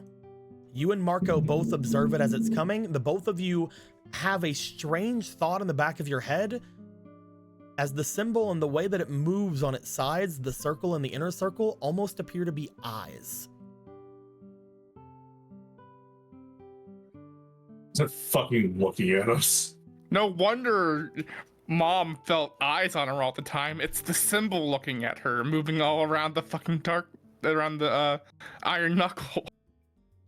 That is what the four of you gain. I will take note of which one of you focused on different things, and we will continue on. They approach, they look you guys over. Upon stepping out in front of each of you, they do seem to stop in front of the larger of you first. They stop off in front of both Gorthos and Ronan. As they stare to them, they only barely have to look up toward the two of you, but they do have to look up toward the two of you. They find that as they look to you, they put their hand out toward the both of you. One of them goes over toward Ronan first, as it appears to be asking for your hand. Sure. They take your hand in theirs and they give it a firm shake. Do you put anything behind this? They appear to be somewhat very strong. Do you put anything behind this at all, or just let them do it?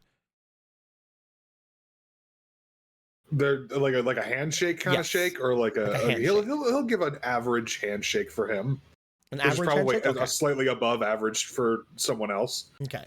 Same to Gorthos. They put their hand out towards you, and they look as if again, they are rather strong. They look as if they're asking for your hand. They're wearing gloves and shit, right? Yes, they have gauntlets upon them. Okay, yeah, then he'll extend his hand. They take your hand. Do you put anything in it, or do you just do an average like Ronan did? He can't help but test the grip strength of this iron knuckle. Roll me strength. Yeah, okay. By that means physique. Yeah, I knew you meant. Don't worry. We're all on the same page here. I should put more into physique just in general. I miss the big body. That's 21 again. That is a 21. You find as you put a decent bit of strength into this, this is an above average handshake for you. You're not putting everything in, but you put enough in. You're like, yeah, this is enough of a strong handshake. You find when you do this that they do not seem to budge with the amount of strength you put into it. They do take a little bit more time on you than they do Ronan, but as you shake their hand, you put a little bit more into it. You expect them to slightly buckle or something. Nothing comes from it. They're still just holding their other weapon with one hand and shaking yours with another. They nod at you, potentially in approval, before looking at the two of you and motioning toward the two behind them, as if they seem to pass the two of you. It just nods back. They look to Gallon.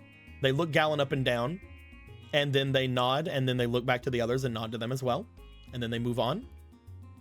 They look over toward Marco and Polo. As they do, they reach down and they look to put their arm out in front of them, not in the way they do with Ronan and Gorthos, though. They seem to put their hand out downward, their palm stretching outward and upwards. Do you guys do anything?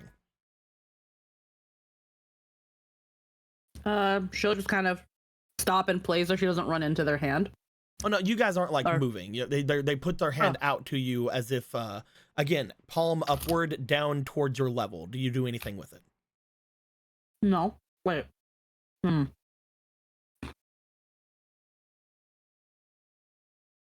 My brain's not processing. What? So they step in front of you. They're inspecting you Uh-huh. guys right now. Yeah. They step out in front of you. As they do, they have just sort of did a handshake with both Ronan and Gorthos. But for you guys, Mhm. they're doing something different. They walk up in front of you and Marco and some of the others. They put their hand down, palm facing upwards, as if they are almost in a give me something, but like not really. But like that's how their palm is facing upwards. They put their hand down, palm facing upwards, looking down toward the two of you. Oh, okay. Okay, now I'm seeing it in my brain. All right. There's just kind of the look at Marco, a little bit confused, and then looks back at the Iron Knuckle with like, Excuse me? Do you do anything, Marco? Judging by the fact that this knuckle did handshakes to the two physically strong boys, perhaps she's looking for a not a high five but a low five. Do you want to give them a low five? Sure. He's not entirely sure why her hand is out like that, but I mean, if it's there, I may as well see where it goes. You go to slap their hand. You go to give them a clap. As you do, go ahead and roll me for your finesse. Hey. May as well just, if this is how Marco dies, this is how Marco dies. Yeah, I'm gonna kill you for fucking going down low, too slow toward Iron Knuckle. 15 to That's a 22, I believe. No, that's a 24, I believe. Yeah. You clap down. You note that as you go to move your hand out of the way with the clap, you find that they do look as if they begin to close their hand over yours in the brief second that your hand is touching theirs. However, it misses. As it looks like their thumb goes up to sort of like take your hand, you've already slapped it and gone down. Big old dumb brain. They look up at you and they sort of tilt their head at you. Was that not what you wanted? They put their thumb back to where it was as they still just have the hand down. I guess he will try again and leave it there instead of taking it away. You place your hand upon their hand. You find that their thumb does go over your hand gently. They then kneel down slightly and begin to look as if they inspect the back of your hand. As they do, they then nod and then they release your hand. They look over toward Polo. Like this? and then she'll put her hand on theirs. They do the same thing. They take your hand. They bend down to inspect the back of your hand almost. As they do, they give a nod as they look back toward the other two and they nod. At which point, they look forward toward both Marco and Polo, and they say, 2 of 3.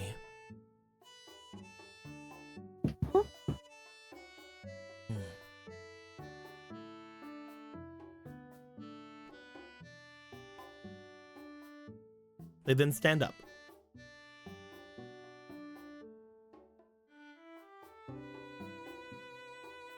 They look toward the others. They do similar things with everybody in line, mostly taking their hands the same way they did for you. When they get to the Lizalfos, they do the same thing they did with Ronan and Gorthos, as if taking their hand in a shake of some kind. The Lizalfos puts a little bit into it, but does not seemingly go ham on it. Finally, the last thing they do is they step out in front. They motion toward the one person they found suspicious in your group as they point toward Ronan.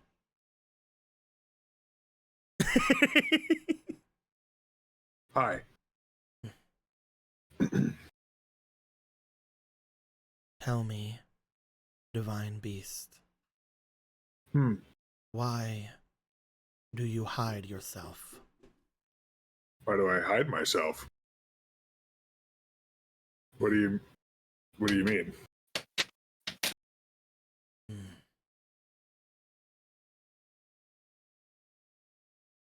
They I mean, I look said back up toward top. the others. My name's Ronan.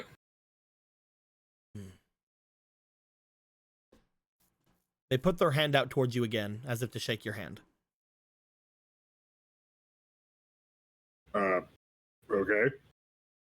Do you do the same thing you did before? I guess he'll put a little more. She's clearly looking for something that he didn't give, so I guess he'll put more into She didn't seem it. angry.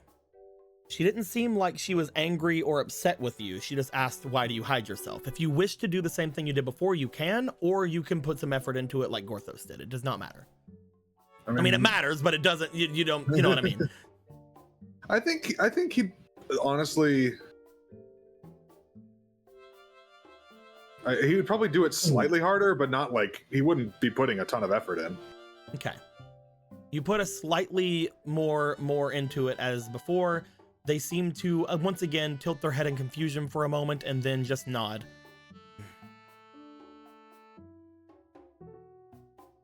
Your true strength. That was not. Oh, well, sure, yeah. I mean, it's the handshake, right? Didn't figure I need to put everything into it.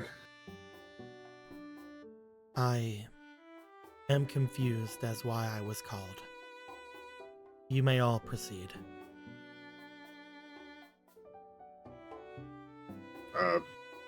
Thank you. You find as they say that, they again are looking down at their hand, just in a bit of a. They're kind of done with you. They're kind of like not like paying attention to any of you guys. They're just sort of staring at their hand in confusion. Marco and Gorthos in particular, I would like to both of you, as you guys have been approved to go in, to roll me one final time for instinct, please.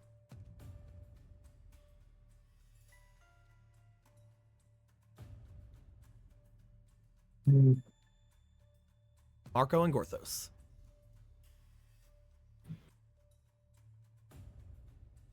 Oh, Emerald is heckin' in the bathroom. Gorthos. Right. So, right. So, Just someone else do my roll for me. That's funny. So,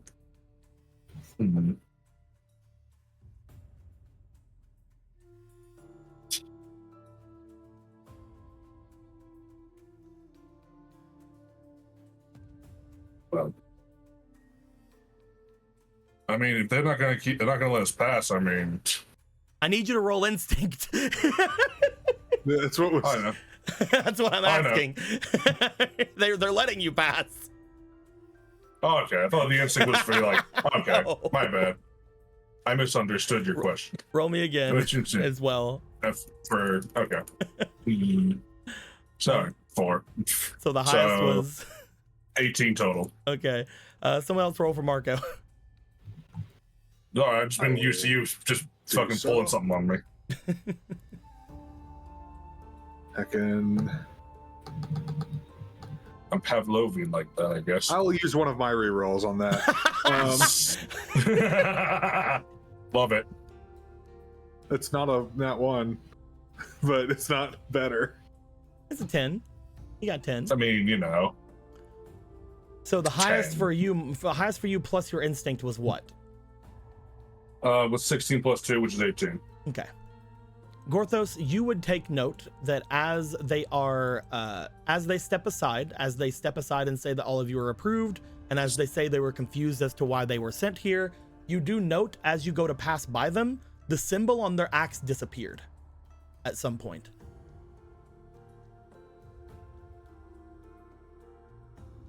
Ah. Is it back when we pass by, or That's when you're noticing it's gone. Oh, okay. Do you walk into the archway? Yeah. Yeah. That's Fucking Orion, get in there. it's the dog just left behind. Okay.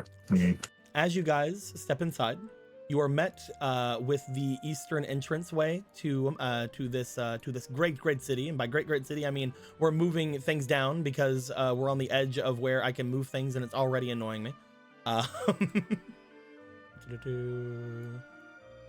Blue and blue. Cool.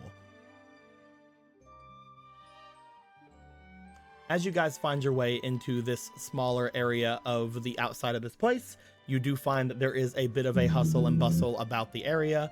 A lot of Gerudo, as well as a lot of other humans and Hylians alike, are seemingly moving on and about. You notice on the inside of this place, a lot of buildings seem to have been built along the wall of the eastern area of this place, all along the area up in this direction.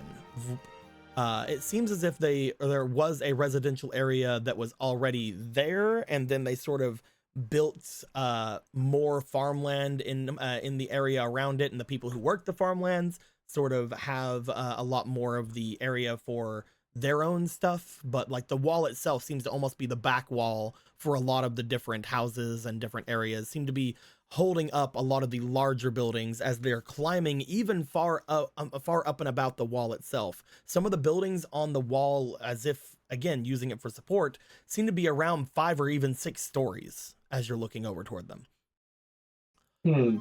Looking ahead of you, you see large lake-like areas off in the distance. You even find that these large lake-like areas have some different farmlands and some different areas about them. One in particular, you do find there is a large building that is got almost like a glass-like roof to it, a little bit off in the distance. As you see that coming out from the major area of the first part of the town here, Jasna's mom points it out as, that's the Glittering Temple. Though again, it may be hard for us to make our way over there at the moment.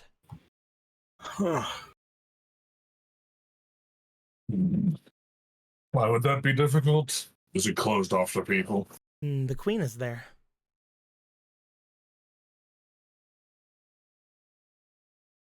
As I mentioned before, it is... Well, yes, but there is no front gate, so Gordos assumed the security was somewhat lax here. I believe that the simplest way to put it is that they are taking care of that place. There are many guards that are among that area, and mostly if you do not have reason to be there, or it is not a day that is ordained to make your way there, it is more difficult to see. No one in my group has very much yet made their way inside the Glittering Temple outside of the times that certain talks have been made. As you heard earlier, the mortal goddess seems to be taking an interest in talking in such a place. So if you do wish to make your way into apparently some area below there, we first need to make our way through the front gates. Well, Deco, the first time that Ronan spoke to the queen, when he succeeded against her charm dream, did she or did she not tell him I have something to give you or whatever? Yeah she did. Okay. You just have to think if that's something that is going to be still something that'll get you in there. Well, she did. The first time I talked to her, she did tell me that what I had taken from the conversation was that I could have an audience with her and she would give me something. Talk to who? The queen? Yeah. And you're sure you're not under her thrall? I'm definitely not. I mean, I guess if I was, I would probably say that anyway, but crap. Fuck.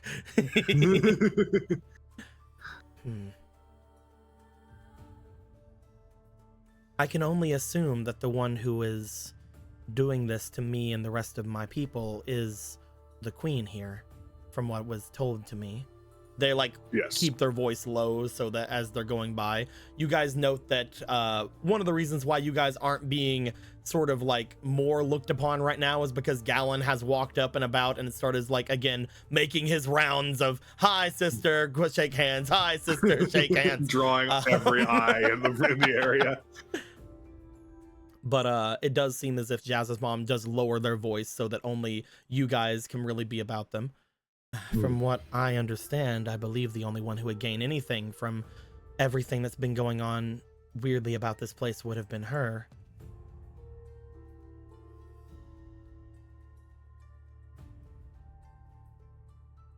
Yeah, she's definitely a big part of it. If you're sure you're not under her thrall, then I believe the first thing we need to do is find some place for us to be able to speak properly inside of here. We could try to make our way to maybe an inn or something, though I would worry about the properties there. Or we could make our way over toward my people's place, but there are still a couple of people there who we'd have to worry about. Though, if we take them out, we don't have to worry about them at all, I suppose.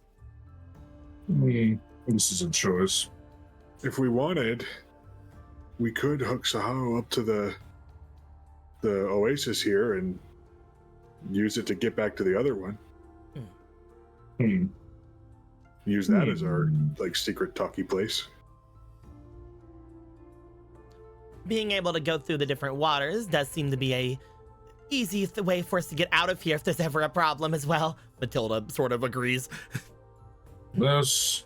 My people have a hidden little encampment in this place.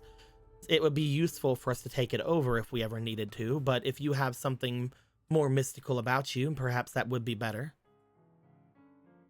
If we were to take over the place that my people have, we could at least take over the resources that we brought with us. We can definitely do that as well if you want. I wouldn't see us being able to do that. I wouldn't see us being able to do that without a fight. That's the problem. Oh. It's up to you if you would rather want to do that. And again, I believe it potentially could be necessary, but we don't have to do it now if you have, again, a more mythical place that we can go.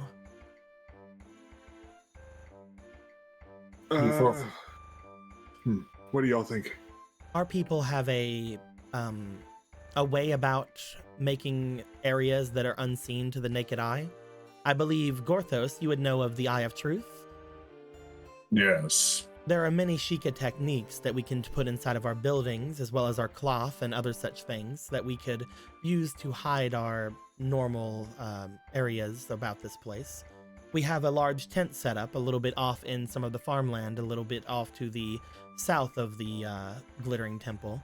If we were to go there and take that place over, it would be mostly unseen by people about us, except for the rest of the Sheikah. And again, we have some provisions there, but I doubt we'd be able to get through that without fighting them. Unless all of you think you can take them relatively quickly. I still think the water idea is a magnificent plan. It also allows me to not fight against a bunch of ninjas. That is a very good point.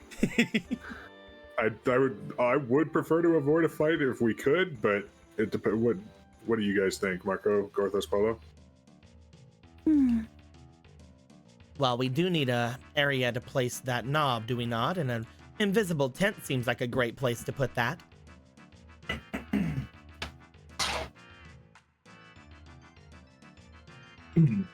Okay.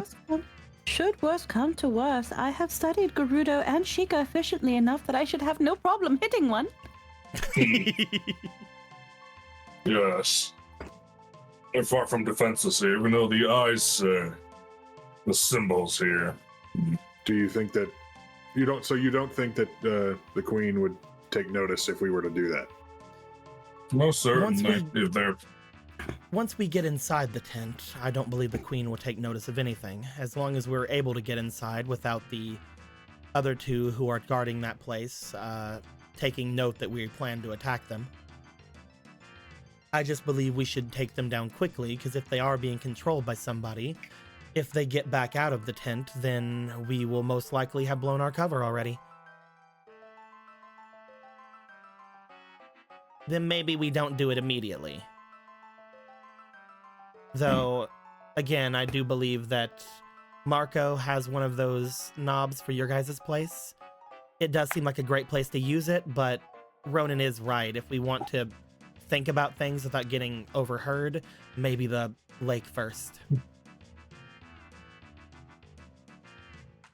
It all depends on what you guys think.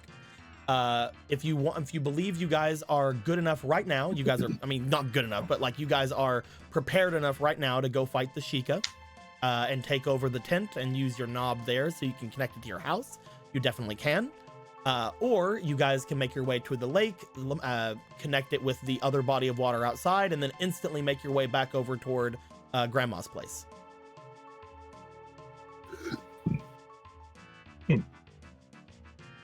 Well, I feel like they do a portal lake. That's fine. But I am down for either one. yeah. Well, let's see if the Sheikah will be reasonable and let us in. It's not the problem of letting them in. It's the problem of what to do with them after you get in. I mean, far be from the hardest fight we've had. Okay. Probably. Is that what everybody thinks? You guys want to go to the small Sheikah encampment? I'm down. All right. You guys are brought over to an area just to the south of where the glittering temple is. Here you do find that there is a smaller other set of water off behind what appears to be nothing. There does not appear to be anything here. As you get to the area, you find that there is a large opening. There is a bit of water behind, and as soon as Jasna's mother steps in front of the area, she takes a couple looks around before she stands forward and says, "Open, please." A small, almost hair, but definitely not, more like a green screen of somebody opening like a cloth happens in front of you, as you guys find that there is what appears to be a Gerudo woman, not Gerudo woman, a Sheikah woman standing in front of you. Up.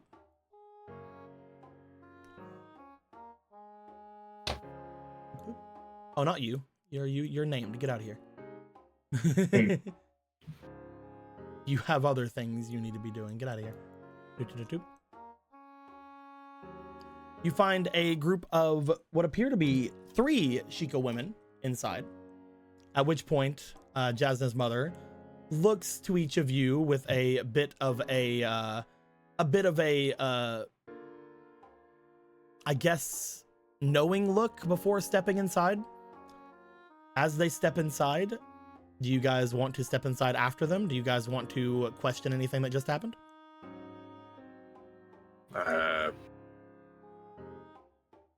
Not. I don't have any questions, really. Didn't she say that there were guards outside this? No, she said there were guards outside of the other place, outside of the temple. That being said, Right. Marco, why don't you roll me, since you're the first one that really called out? Why don't you roll me for your experience? Because she did say something else. Sure thing. Experience. All right. Grab one of these boys. And you know what? I like to treat myself when I roll. I'm glad I treated myself because I like to roll. Because it was a 3. And that is. Oh, come on. Here, you know what? Here, have this. Why, thank you. I appreciate that. There's no way I can not get higher than a 4, right?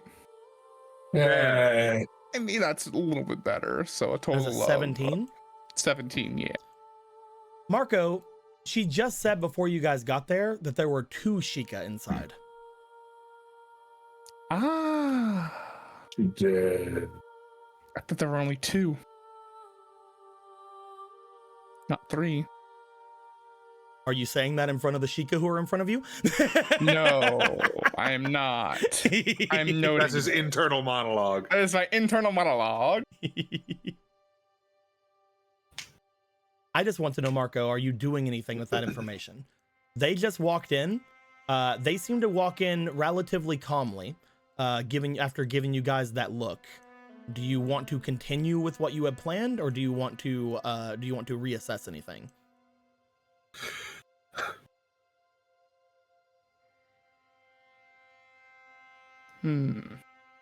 The others seem to have not noticed too much yet.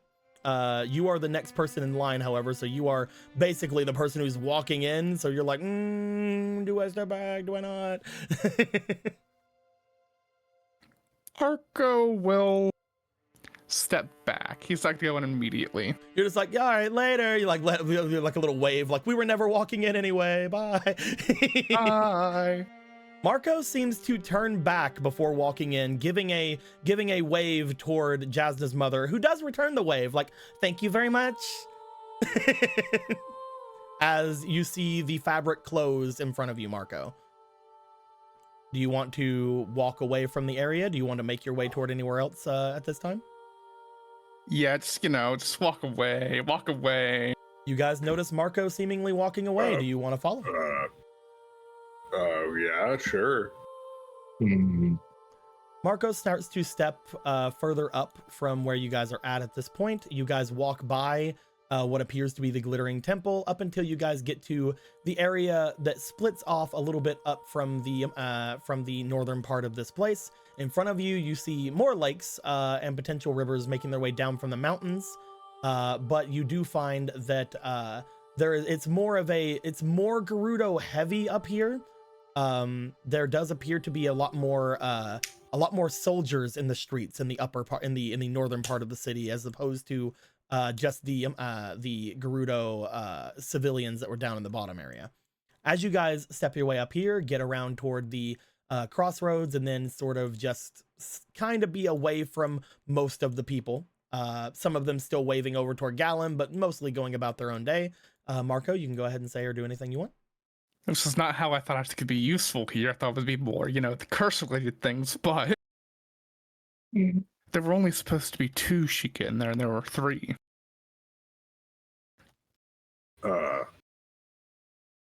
Okay. Meaning, someone was in there that shouldn't have been in there, as far as she was concerned.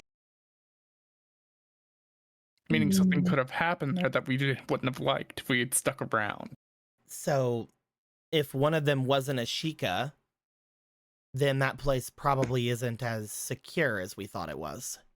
No. Or there could be the traitor Sheikah. And I'm pretty sure she realized that instantly, and that's why she gave us that look. But we just left her there, though? They have no idea. They still assume that she's very important, because she is. They mentioned we only have half a day before the others return, which means within that half a day, if those others who are with her return and find us not with them, they may get more suspicious, however. So at the very least, she'll be safe for half a day without us? Yes. That is, unless, she is now no longer safe at all because there was another person in there. And that they came back without telling her. I don't think that any of us are really safe being in here. Even if there were only 2, she wouldn't be safe.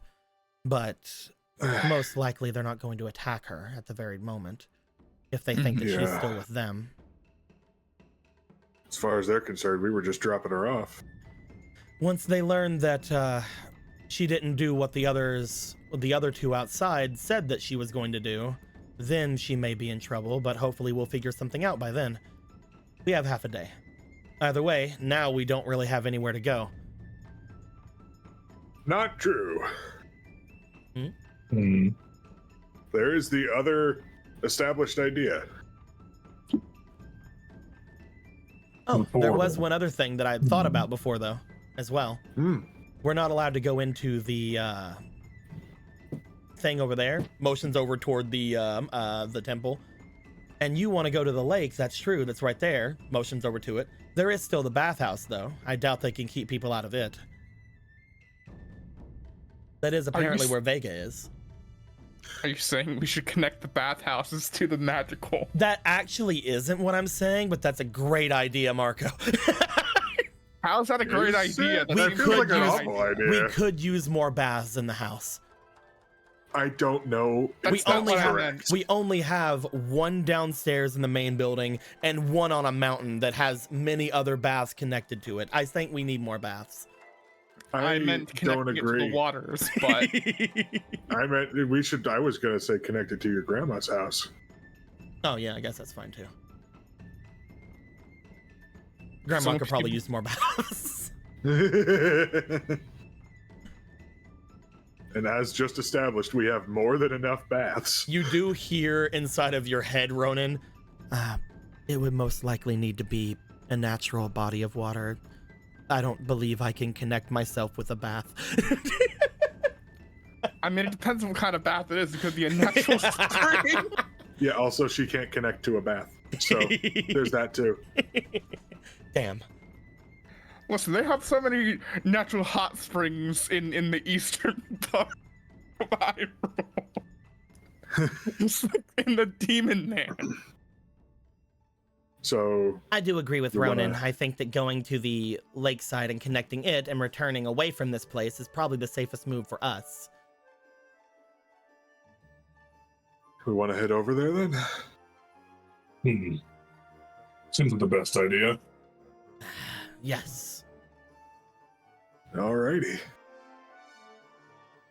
You guys make yourself over toward the northwestern part of the lake. You get to a point where there's not a lot of people surrounding it. There's just sort of like kind of some openings about it.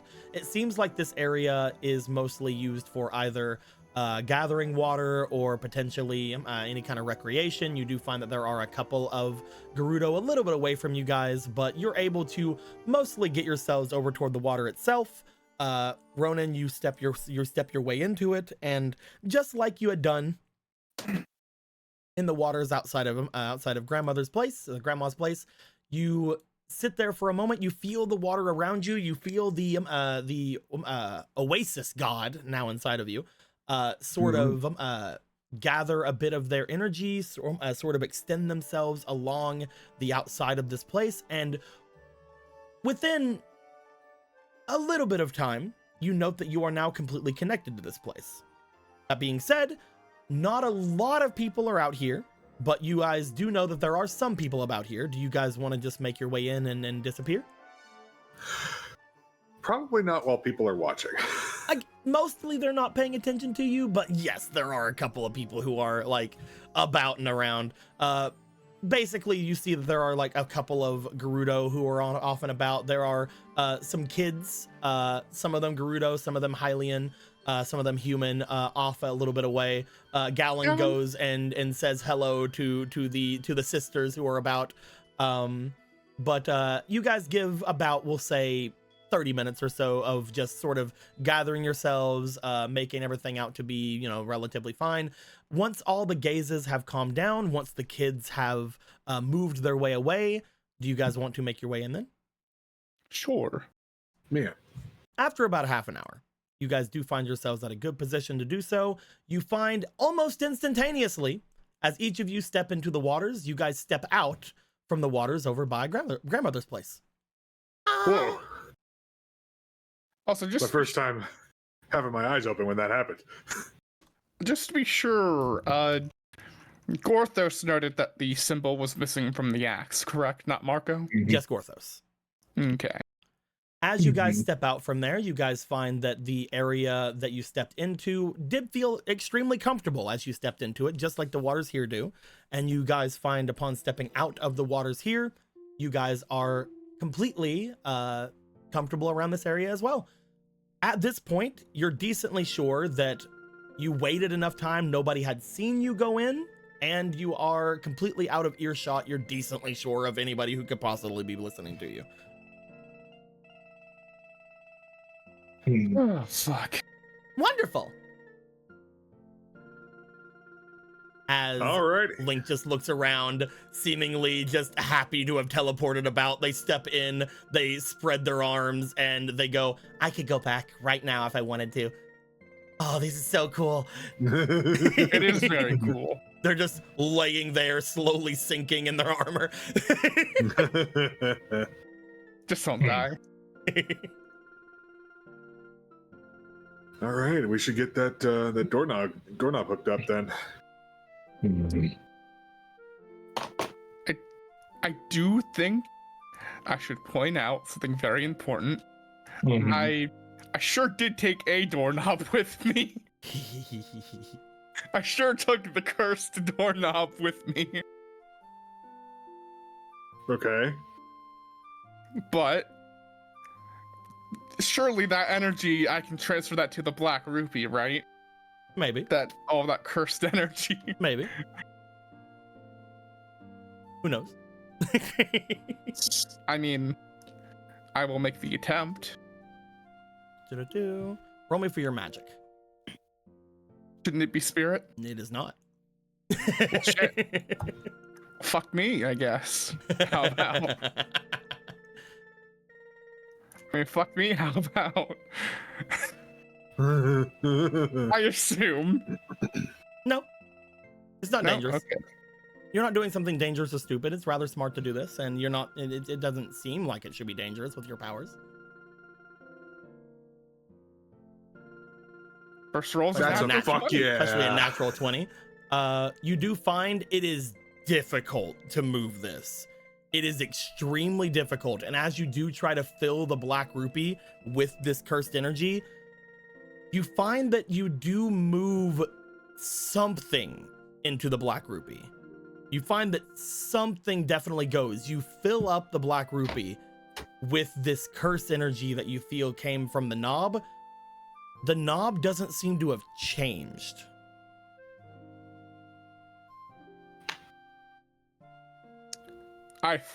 You're telling me I filled the black rupee.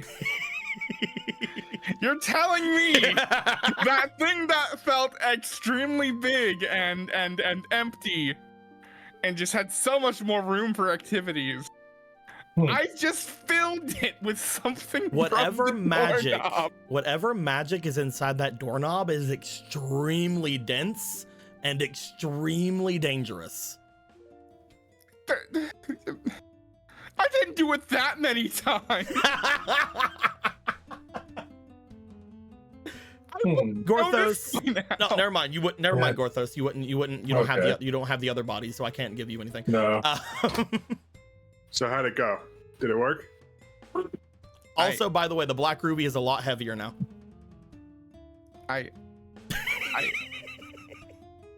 He's looking at this fucking doorknob, and Black Rupee was just this like confused, worried expression.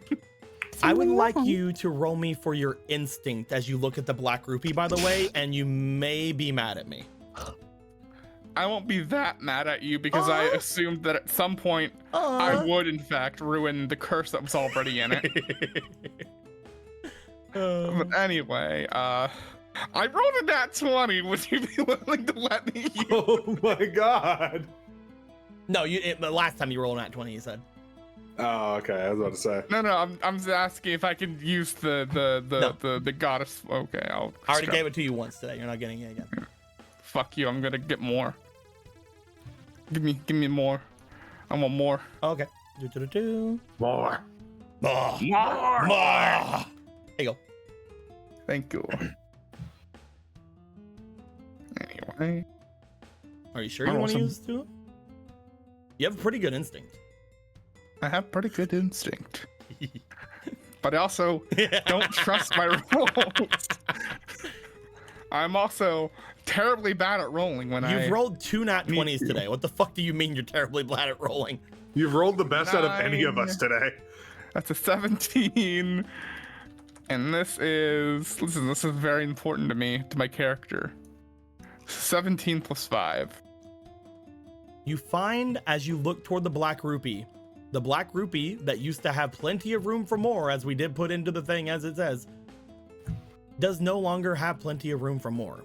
In fact, you are decently sure that the Black Rupee container is now complete. Note, I didn't say filled. I said complete. The fuck you mean complete? I mean, this is no longer a container, Marco.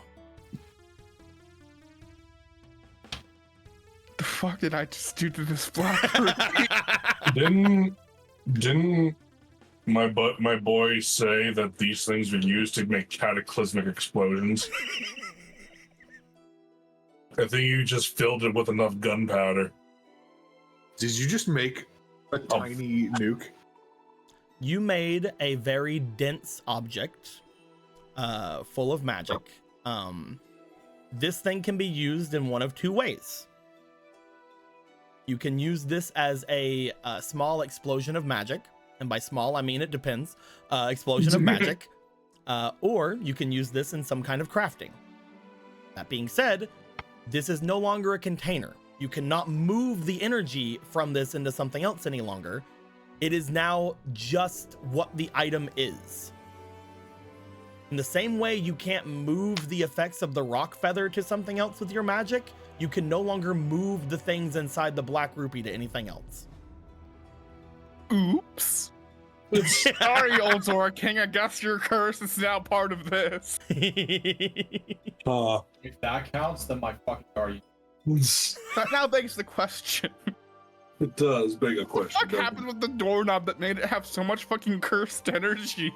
If you guys remember in the backstory area of what was going on in the background of what happened with Gorthos's body, that thing was still like that then, which means whatever you did to it affected it throughout time.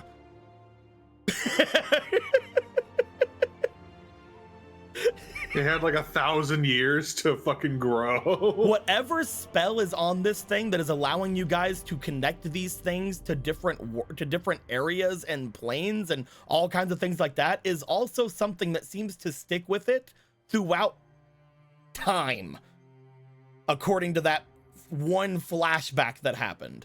Whatever this spell is, it is not normal. But congratulations, good job. The doorknob right now, the doorknob right now for you feels like a normal one of the doorknobs that you had before.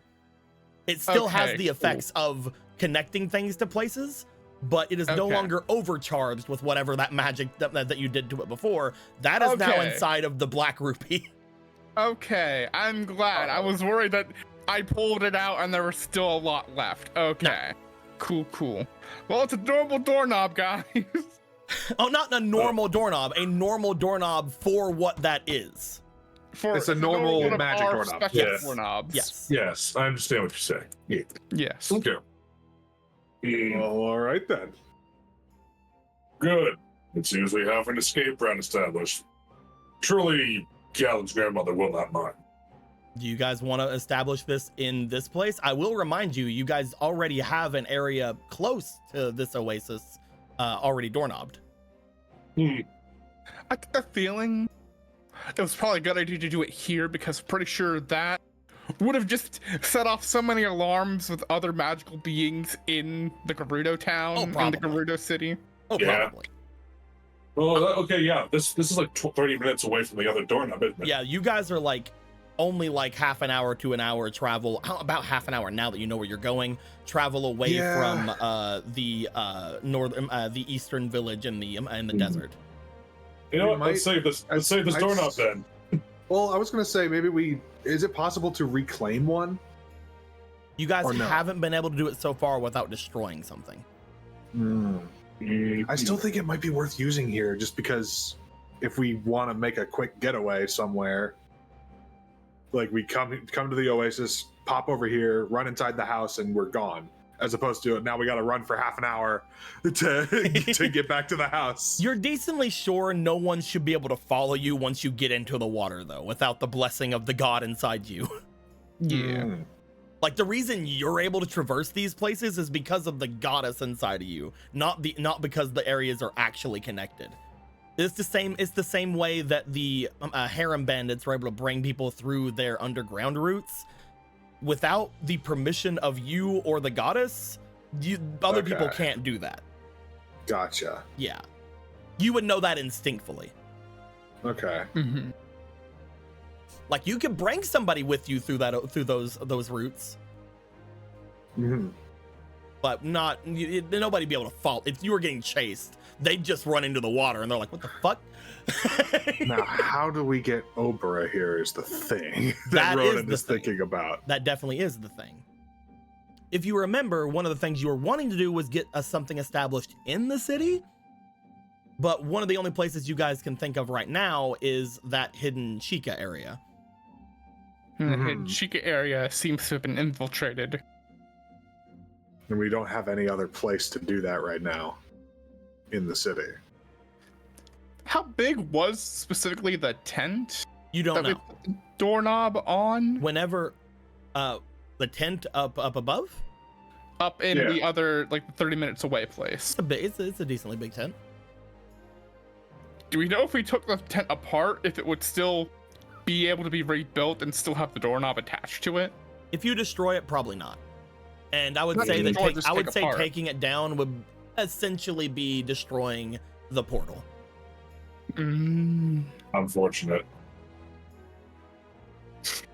In the same way as when you used it on that one thing in the cave, it sort of just became a archway, or became like the area around it.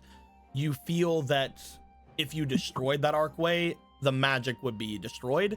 It's kind of the same thing with the tent. Unfortunately, you feel that putting it in places that are easily taken down like that is a risk. Mm-hmm. If it wasn't for the fact that she had to get to you guys, it probably would have been a waste to put it there. Right. It was necessary. Luckily, you guys have a shit ton of those knobs, so it doesn't really matter. But It doesn't really matter, but it's like, it's more annoying than anything. yeah. Mm-hmm. We'll parse out how to figure that reclamation out, but okay.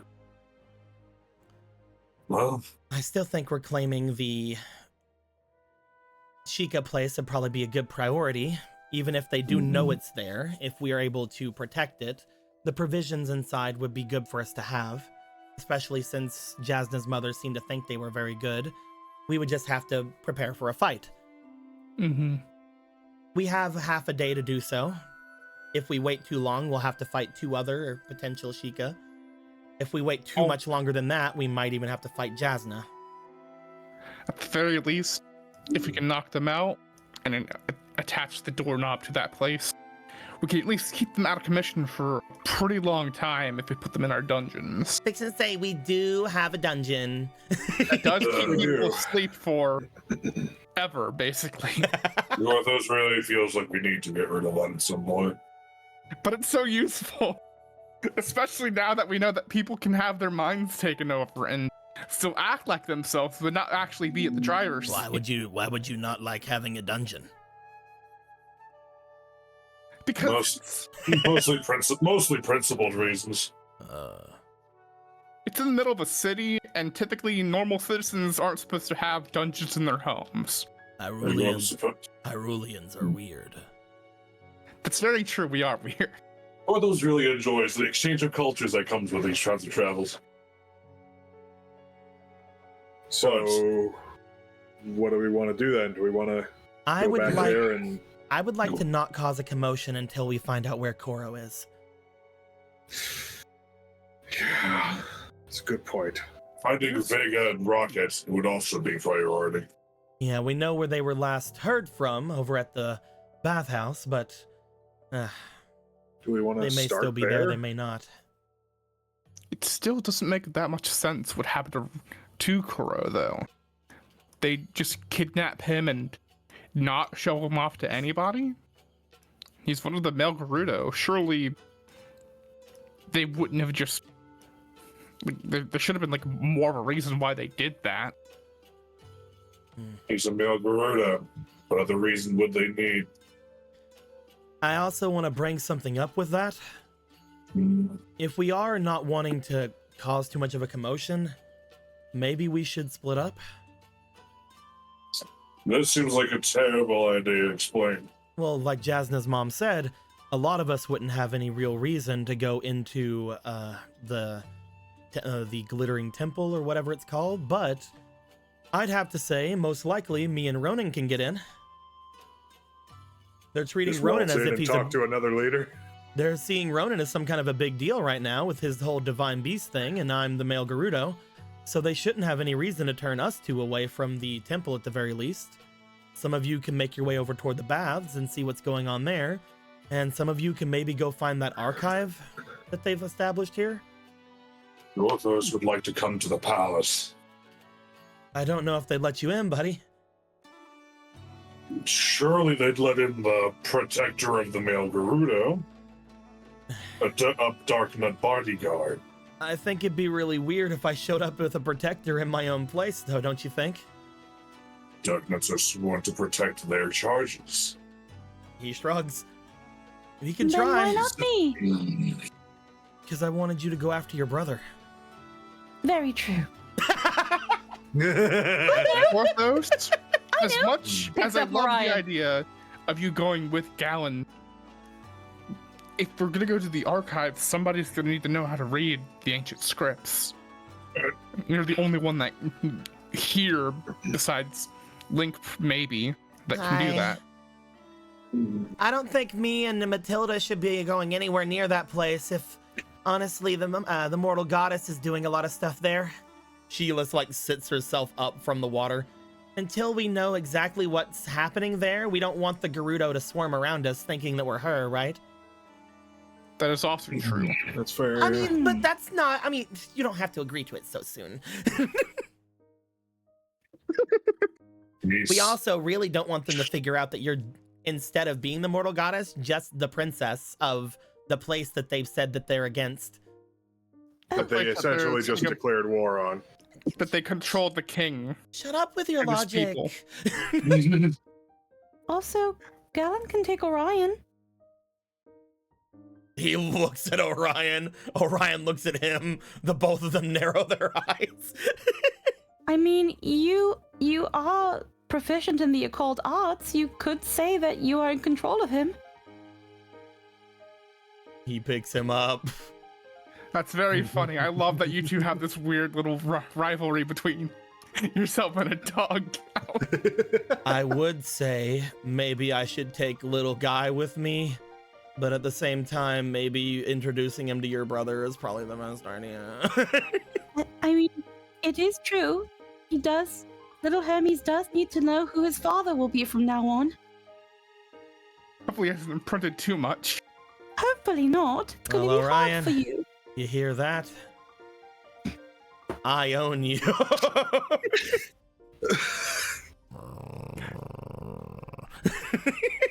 I'm just imagining Orion starts just biting his hand. He looks like he's wanting to, but his eye also goes over to Polo.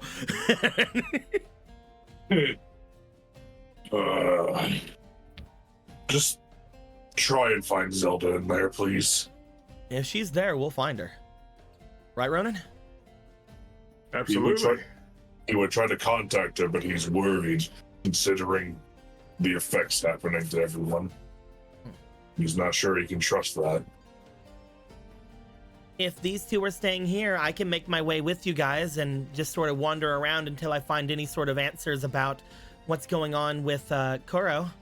If all the men that are around here are people taken from all over, there might be some of my people around who might listen to me. If they have as much loyalty to you as the Dark Nuts do to the king, I mean, maybe it'll work out. All I know is maybe we can at least gain some information doing this. And if we don't have to fight for a half a day, those Sheikah, then maybe it's best if we prepare ourselves as much as we can first. Yeah, that makes sense. Especially if we can get some of the others back. If we can get Koro and your brother back, especially Rocket too, there'll be a lot more people ready to fight against whatever is inside that Sheikah place. We don't know it's just 3 of them, and we also don't know who is loyal to whom.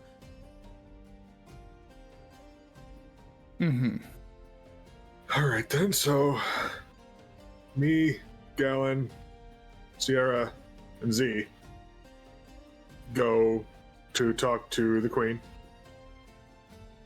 and I guess the rest of you go to the archive. Well, Polo goes to the Let's bath. make the circles.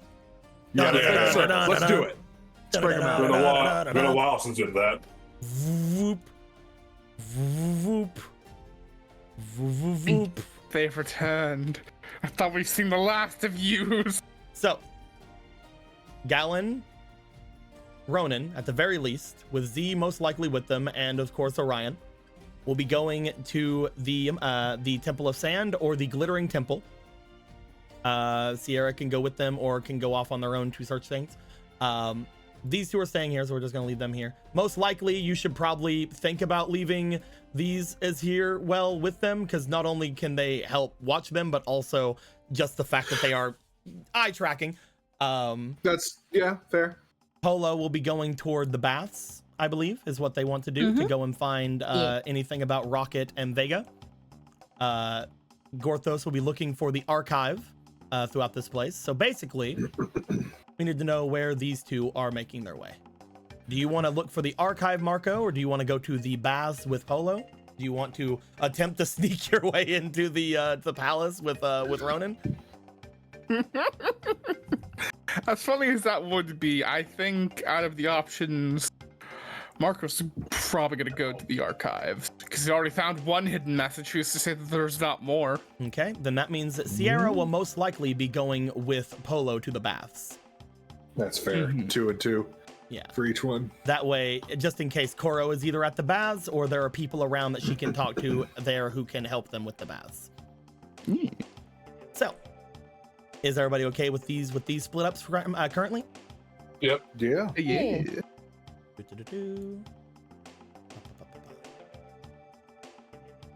Boop. And boop.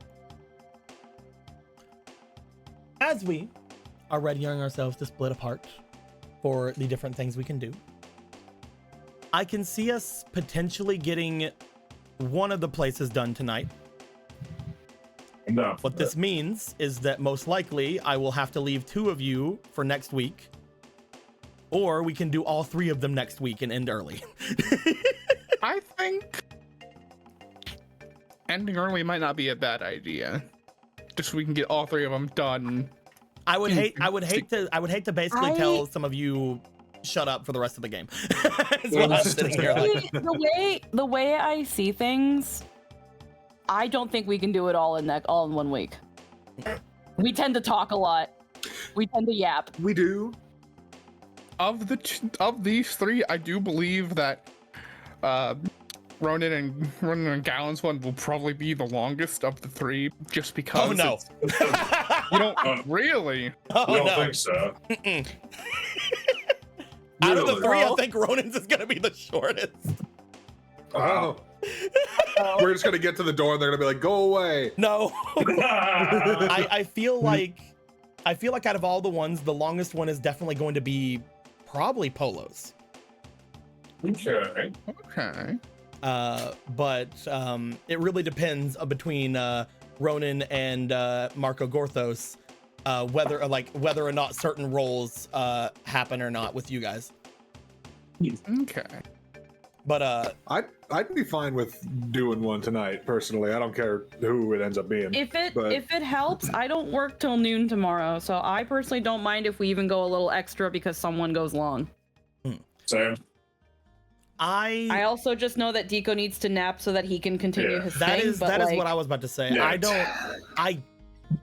I don't want to go too late, and we did start later today, which is what I'm saying. If we want to commit to starting at 8 next week, I think we can get through all 3 instead of starting at 8:40 like we did today. Yeah, I think that's. I really started at 8:40 because of technical issue. Yeah. Again, I feel like with how our track record is, even if we really try to start at exactly 8 your time, we're probably not. Do we want You don't know the maybe different do the things that are gonna shortest happen. one then? We Yeah, could. no, I If you guys Yeah. do not mind me basically saying we're doing Ronin's and the others aren't gonna be there, that's fine. We can do Yeah. that. yeah, Yeah, I I just have no personally don't think we can get through all 3 of them next Okay. week, but that's just me, because I know Yeah, that we even when we're like, this might be really short, it ends up still being at least an hour. That does tend to happen. You are correct. I We're think that great I players. think we definitely could. I think we could do Yeah. that if you guys feel that we can do that. I think we can do that. I am sorry to be like, all right, guys, it's the Ronin show for a little bit. I mean, It's been mostly it them today happens. anyway. I've been away so much. So, let me make sure that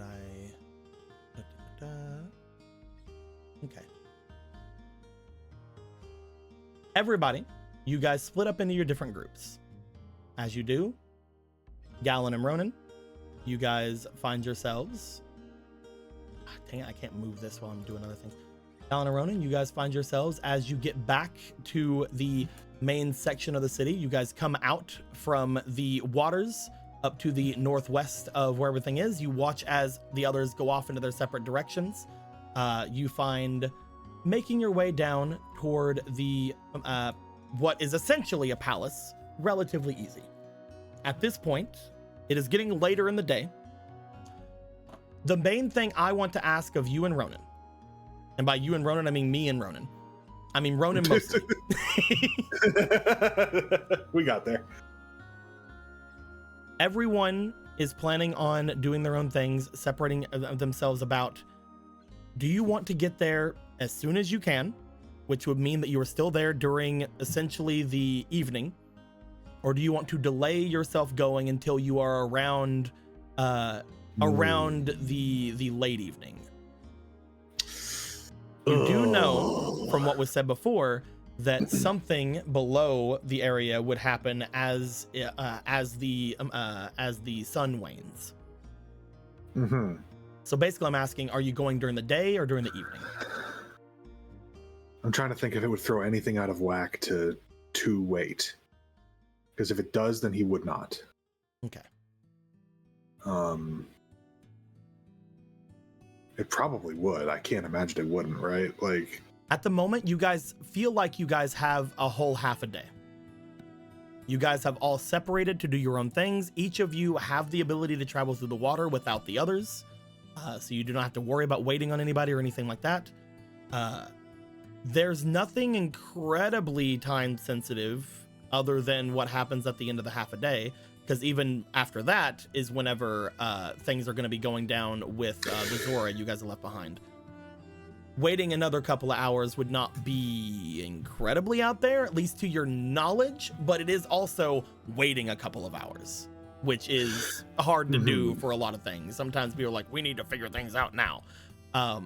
I just want to know if you feel you want to get there in the evening closer to the time that message that you heard from Marco would be, or if you want to just be there now, immediately go there. I do want to wait. We could. But is it what Ronin wants?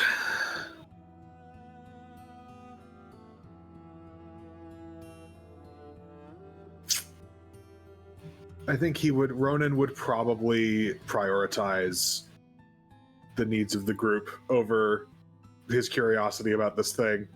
He would probably opt to go in now. Okay. This place is still going to be around in a day. We can go another night. Making a note of that. I also have different maps depending on if it's night or day.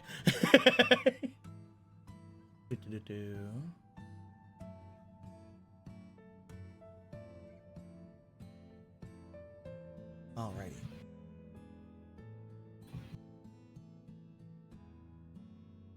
Ronin and Marco.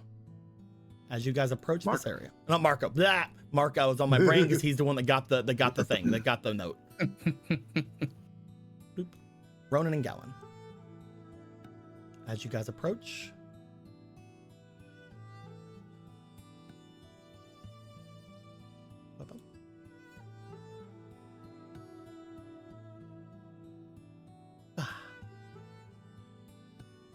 You guys find yourselves going over to the large building that seems to have the small glass-like ball-like roof that is over upon the walls of each of this place. As you would approach the area and step up into it, I'm just gonna make it bigger. I don't know why I decided to do that and place it on top of the map like it's gonna fucking fit. Like a fool.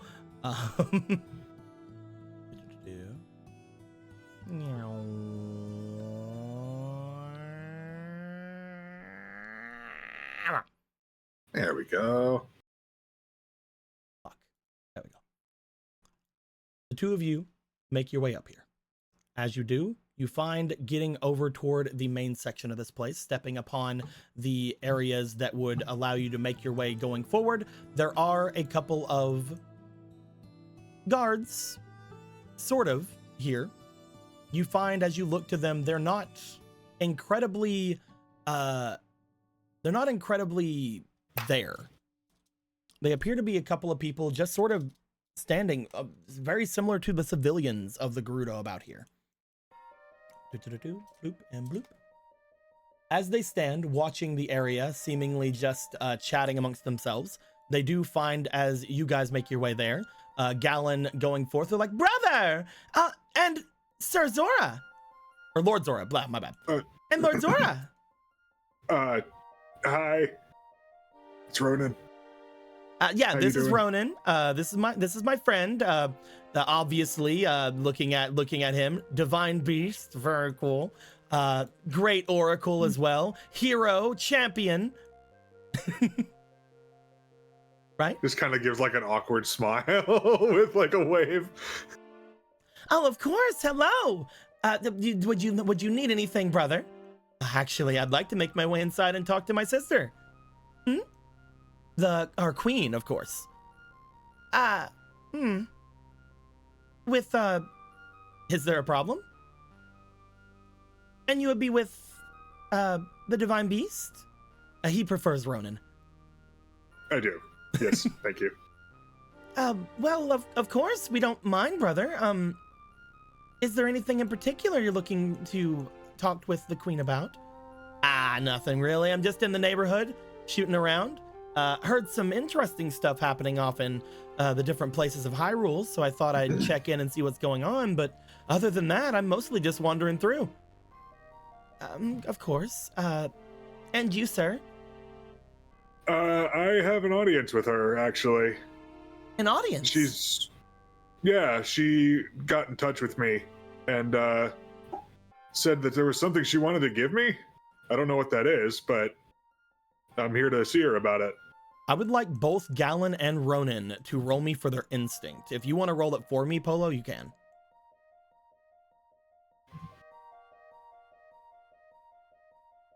I'm gonna use this now. I'm just gonna fucking give myself 4? Yeah, I'm not gonna use all 4 of them here, but just to get it out of the way now, I guess. Bloop, bloop, bloop, bloop. I will put in 1.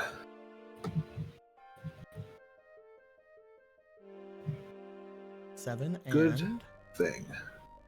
10. 10. That's a 13. And Gallon will get a natural 1 with no modifier. No. Reroll that. Sorry, Gallon isn't a player character. I'm playing. You can reroll it. Care. Have my reroll. Where are I you? don't care. I was Here. playing. There, I threw it at him. That's a 15. With no modifier. So 15 and 13? Yeah. Ronan, you would note, and Gallon would most likely have noted this as well, whenever you say you have an audience with them, the two of them seem to look oddly towards you, as if first off, they don't believe you, but second off, they get slightly more apprehensive about you. If that is the case, then of course we should not stop you. Head right on in. We'll go and collect her. Is everything all right? Why would it not be? No, no reason. Guess I was just worrying over nothing. Would you require anything to eat or drink on the way? No, thank you. I think I'm good. Yeah, we're fine. Everybody's been really, really nice to us, giving us hydromelons and a bunch of different things. We're good. Thank you, sisters. They look to each other, and they do start to walk in.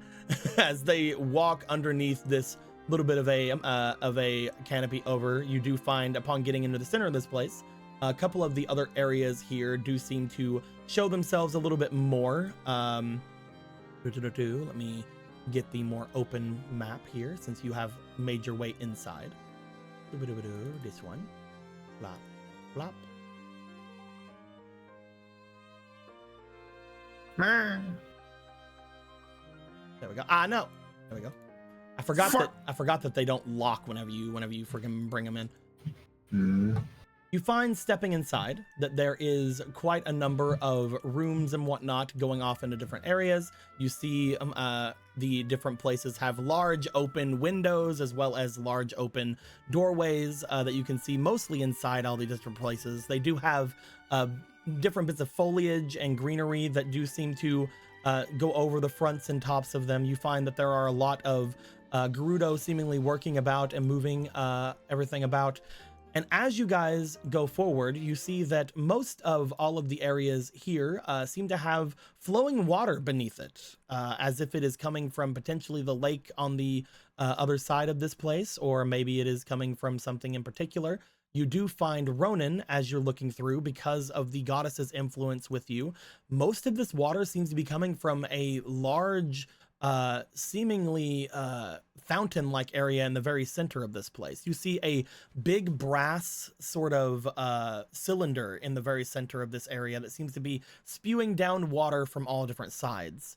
As you see this brass cylinder moving the water all about and going into the area below, seemingly just sort of automatically. Maybe it's pumping it, maybe other things are going on, maybe it's the thing you guys already know it probably is.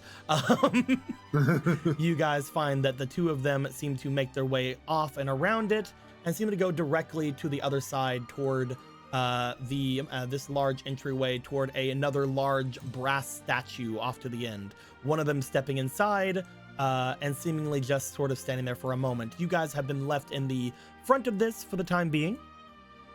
As Gallon looks around and about. So you noticed that too, right? Yeah, they were being super weird. Oh yeah, real weird.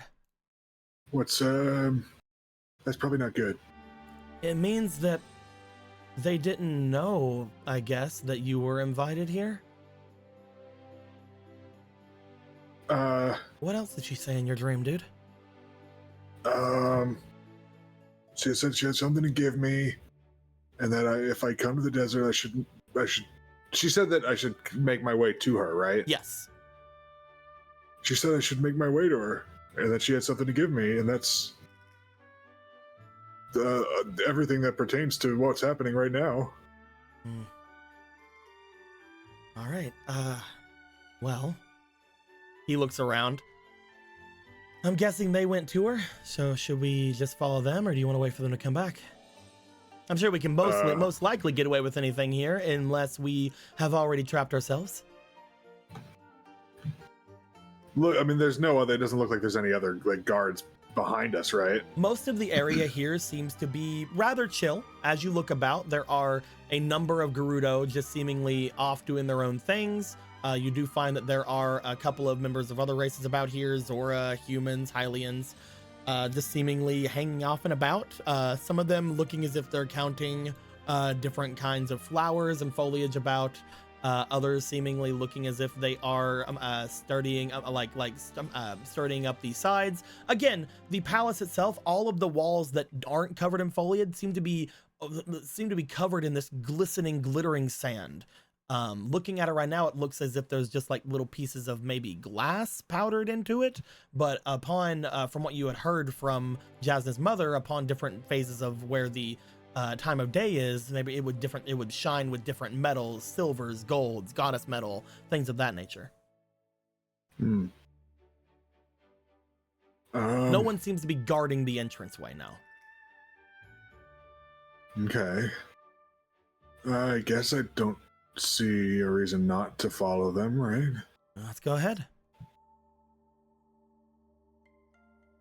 You guys walk through, you get around the area where the large pillar is. As you guys do, I'm guessing you guys are going to stay on the same side.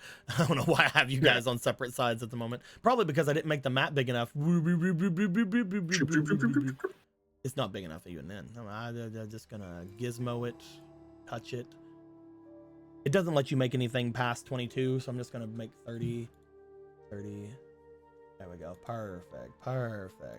And by perfect, I mean it's probably gonna fall apart in any given second, but at the moment, perfect. It's fine. Yeah. There we go. As you guys make your way going forward and around the large brass-like cylinder that's here, you do see that eventually you find the two of them off in front of you. Stepping your way there, are you stepping with any sort of intent? Are you giving any sort of credence to anything? Are you trying to listen in on anything? Are you trying to look at anything? What are you doing? I guess just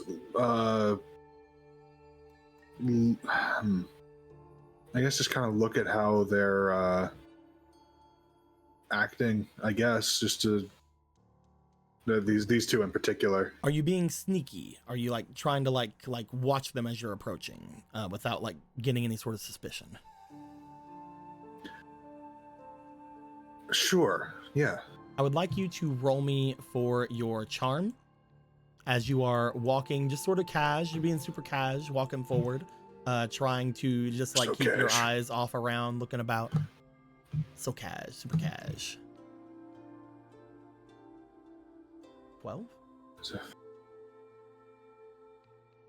10 on the roll, and then so it's a 15 total. Okay. Roll me one more time, because Ventress give you a fleeting. Oh, hell yeah! Thank you. It's 15. Okay. Also, I did notice the thing in chat just now where somebody says, "Oh shoot, we need to make sure we get our fleeting refunded." Don't give people fleetings if you want them refunded. Altogether, how much was it? It was total 15. Okay.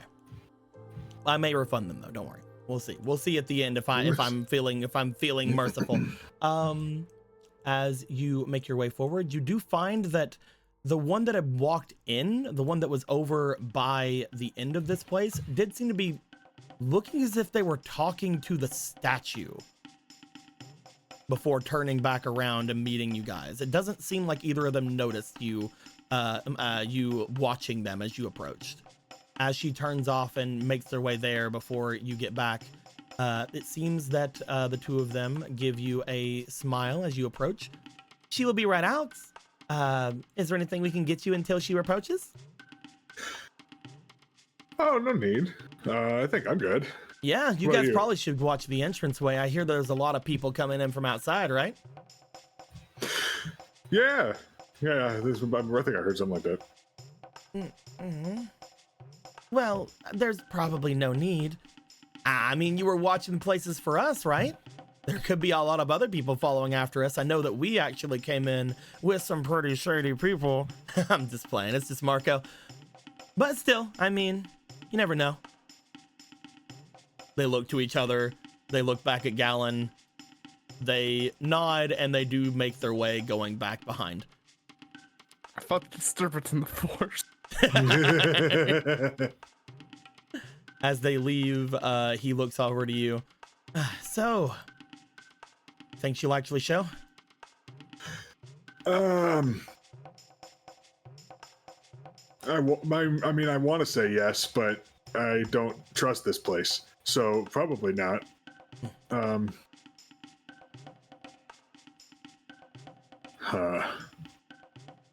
They didn't give a time, did they? About how long it would take? She said she'd be right out. Right out. Ronan would like be willing to give it like 5-10 minutes. If not, then perhaps consider another course of action. Okay. Are you wanting to wait inside or out here?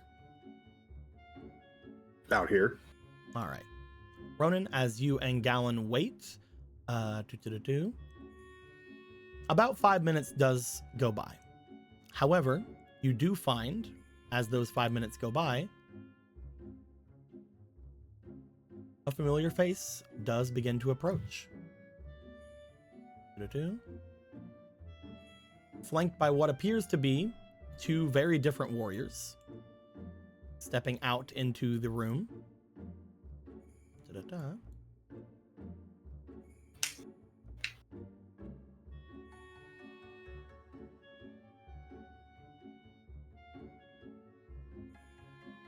Coming in from the area off to the left side of this place, you find what you recognize to be the woman from your dreams. I'm playing.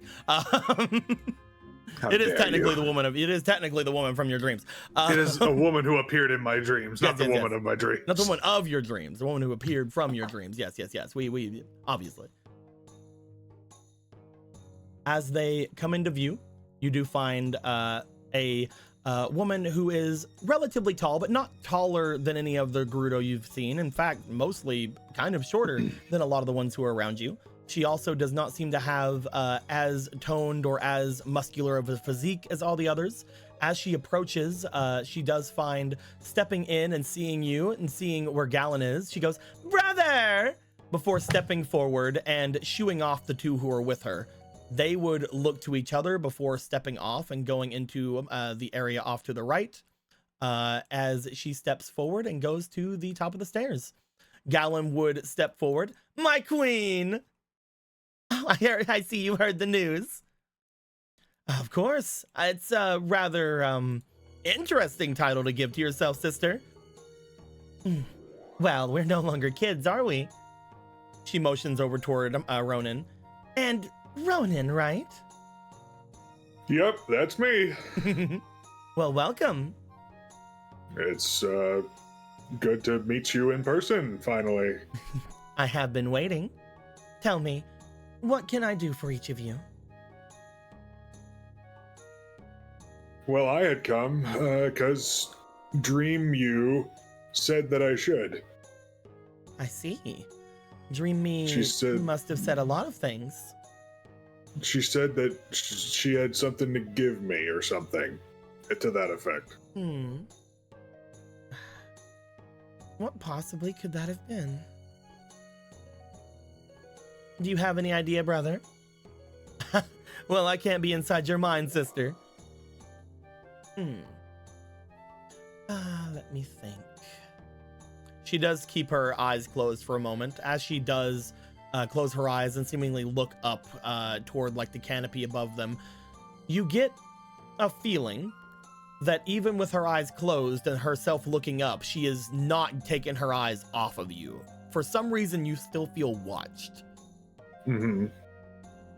As she raises her head upwards and looks toward the canopy above, and then brings herself down, "I must have completely forgotten. To be fair, that spell is not entirely accurate. That being said, I am very glad to meet you. You wear upon yourself a very interesting suit of armor. Do you think yourself a divine beast?" I've been getting called that a lot after getting here. It's just a little story we found in our archives recently. Do you think he'll pull out the little like flyer thing that the lady gave him? Do you think maybe what your dream self was talking about could have something to do with this? They will step down. As they do to go to it, they will take it from you. Do you think it has something to do with this? Well, it's I've never seen another Zora that looks like me until this. So I thought it could be something related to this. As you hold it out, and she does seem to take it, she steps up and she looks at the flyer. Upon doing so, "Ronan, Yep. Something's off. Yeah. I'm not feeling anything from her. What do you mean? Well, you know, like how Argo and the others were entranced with a person? Yeah. Aren't we supposed to be entranced upon seeing her visage? You aren't supposed to be, and I'm sure Galen isn't supposed to be. I'm not feeling anything, though. Maybe it has something to do with your new fairy powers. Maybe, but I'm not sensing any magic at all.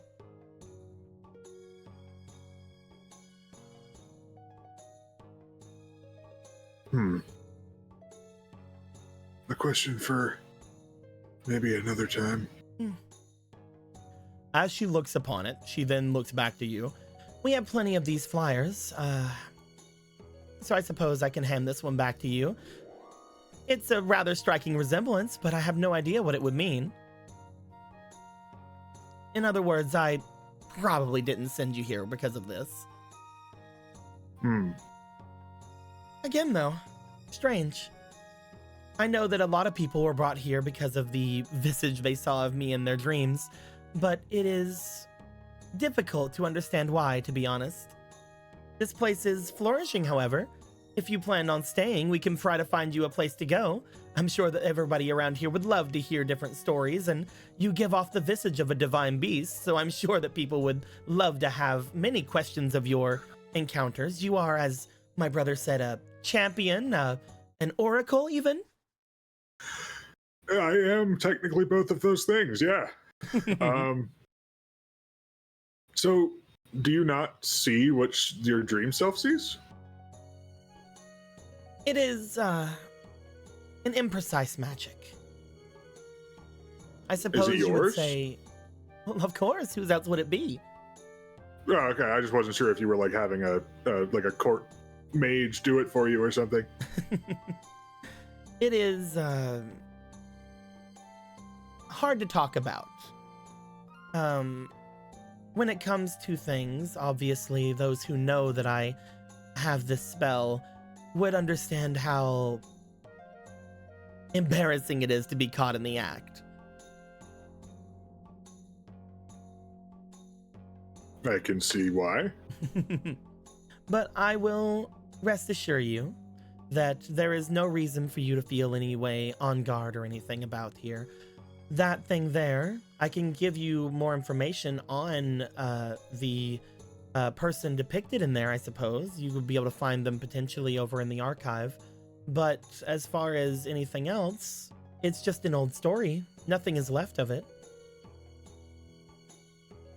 And I have What's nothing this? really for you. Okay. You were going to ask a question? I was going to ask if you would be willing to share that story. Of course. Would you like to go somewhere that we could sit down? Looks to Galen. Seems fine. Sure. You find as you enter the area, she would most likely just bring you into the areas off to the leftmost side of here, since the others went into the other side. You find a large pool here off to the side as well, seemingly again with a whole bunch of different bronze fixtures everywhere, seemingly where all the water seems to be coming out from. As she makes her way here, it is not depicted here, but there is a couple of tables that have different kinds of snacks and other types of things around. You also find that there is a staircase that seems to lead up toward potentially the roof of this area. You're not entirely sure.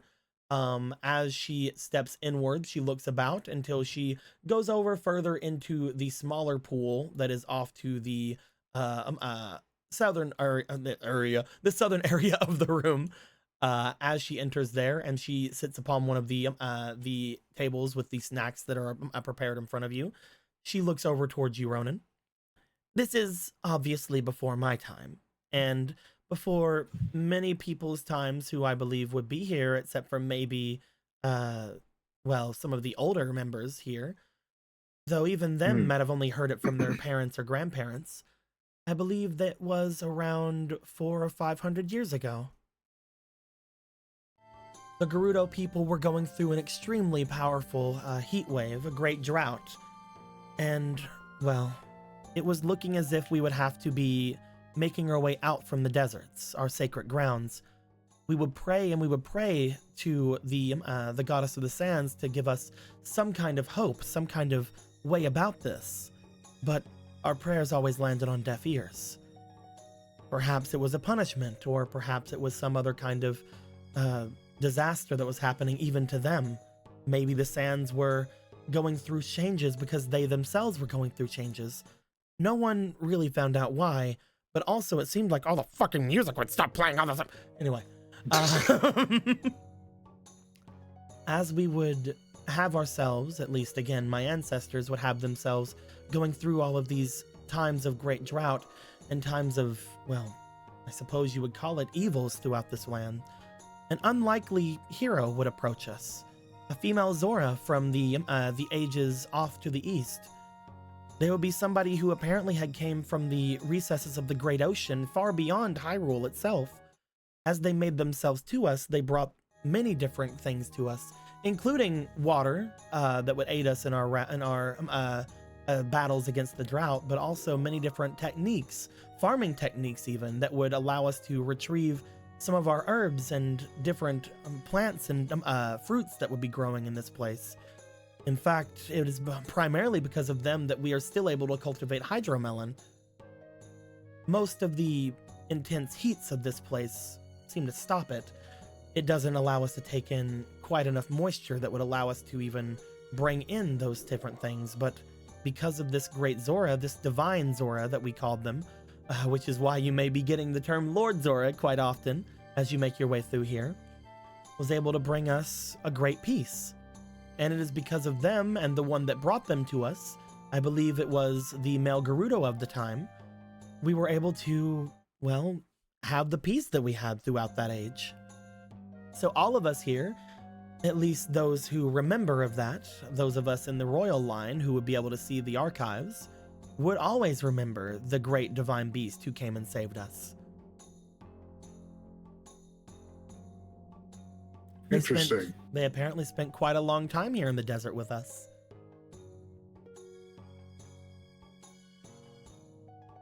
And the only record that is, like, there's no record of their actual name, just the title. Oh, there are many different stories about them. Would you like to hear another? They stayed with us for quite a number of years. Almost an entire age. Sure, I suppose. I do have a question Of first, course. though. And it's kind of unrelated, but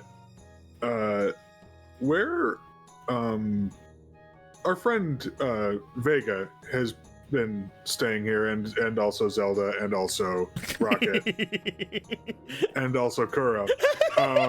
I hear you have a lot of our friends. Do you have any idea where we might be able to find them? That was another thing I wanted to ask you while we were here. Well, I guess if they're in the city, they'll be anywhere about themselves. The male Gerudo, Kuro, would be most likely at any of the different places that are about, though most likely they may have moved on by now. You know how the male Gerudo are. I don't think he would have. But I mean, who knows? Maybe I'm wrong. I think I'd like to stay around, especially during this tumultuous time. This whole conversation and the previous, Ronan would have wanted to kind of just like gauge. He basically wants to see if her mannerisms and such are the same as the queen that he's spoken to in his dreams. He wants to get a read for, like, is this the queen, or is this just someone standing in for her? I mean, you can roll me for your diligence. We'll see if there's anything you can gauge from that. I'm gonna put this in. See if what the fuck is off. Why isn't she exuding magic stuff? That's 2 7s. Fuck. Well, you know, you could have a reroll. Oh, thank you. appreciate you. You also got a fleeting. Oh, thank you very much, whoever did that. Man. It's another reroll. Fucking 7s and 9s. Oh my more. god. Okay, it's a 12. It's 12, that's Finally. better. That's a 19 in total. Oh my god, Emerald. Or it could be. That's okay. That's way the fuck better. That's a 24. I love this. That was great. It was teamwork. Teamwork makes the dream work. Let's go. Teamwork. Thank you guys. When you look at this person, they seem to be extremely similar to exactly how you would depict the person, as if, again, they are the same person. One thing that you do have note of is that as they're walking about, as they're doing things, there is one thing that is very off about them. The one in your head, if this is the same person, they would not know everything that happened in your head, right? Mm-hmm. That is something they would not know. They only know your name because Galen said that is what you are preferred to the people who came by. Mm-hmm. The one in your head was very flirty. When they learned that you had someone, they backed off. But this one has not tried at all to be flirty with you.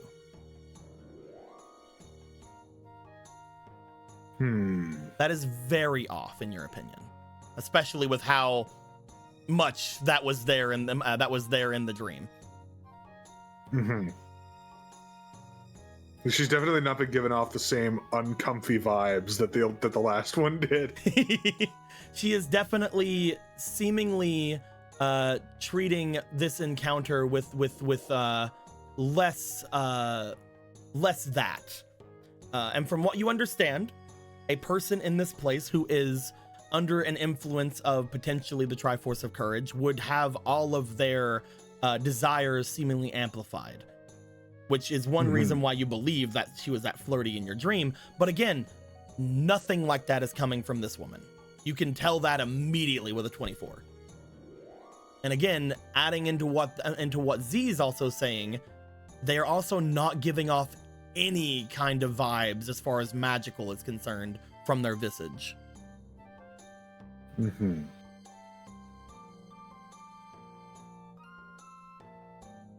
Interesting. Take that as you will. Oh, I will. Oh, I'm taking it right now. It's mine.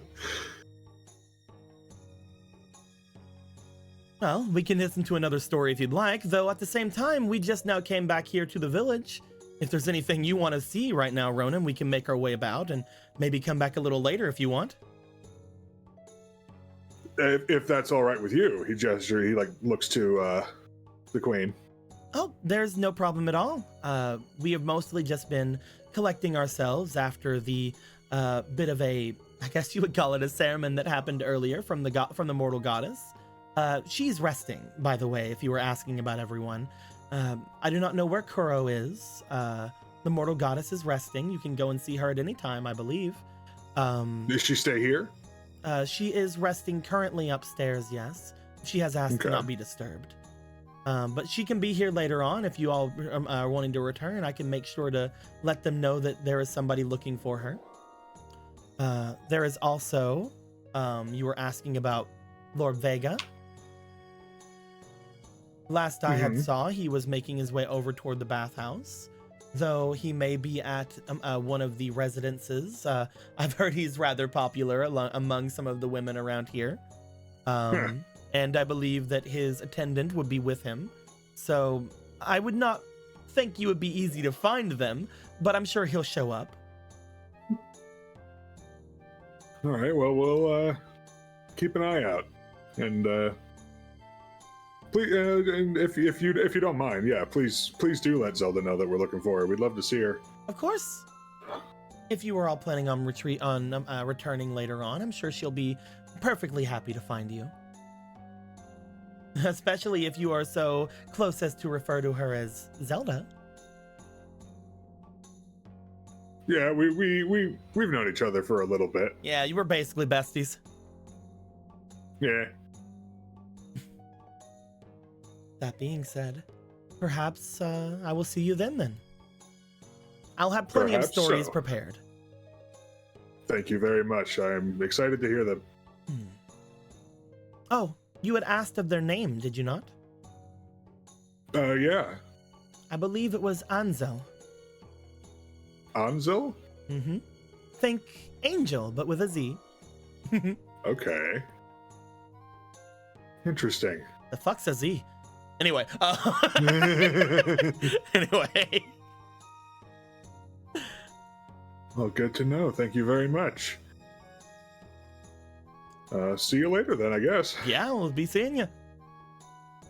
As he goes to make his way away, you and Gallon head over and head out toward the main area. Nothing seems to stop you from getting toward the main zone. You find that as you go toward the entranceway, the two Gerudo women who are standing there are a little bit more in like a position as if they're guarding this place. They do give you guys a nod as you go to leave, but it seems as if they are less at ease as they were as you when you guys approached. As you leave, Gallon looks back to you. So yeah, this place is kind of weird. But Yeah. I'm thinking if there is anything that you're gonna find, you might maybe have to listen to that message, right? The message. Message in that flyer. Yeah. Definitely. I'm not really getting much of a read on her. She seems to be acting like everything's all fine, though it looks as if she's not denying the thing she was doing. Yeah, I don't think that was the queen. Oh? Yeah. I don't think it was her at all. I think that was someone standing in for her. We weren't finding anything from looking at her. Well, I'm sure that Ronan probably doesn't have to worry about it anymore, and you're brothers, so that'd be weird. But everything I've heard seems to think that I'll at least, like, look at her favorably, or even notice if some kind of magic was about, but looking at her face, I didn't see anything. I didn't feel anything. Nothing. And She also did not act at all like the one that I'd seen before. She was way more pleasant to be around, weirdly.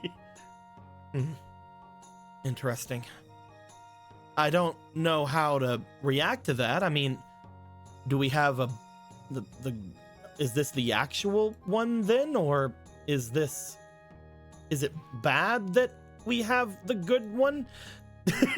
I mean, it's bad that we don't know where the bad one is. Well, either way, the one that was talking to you in your head was the one that said they had something for you, right? Yeah, which would make sense why this one wouldn't know anything about it if she didn't experience anything like that.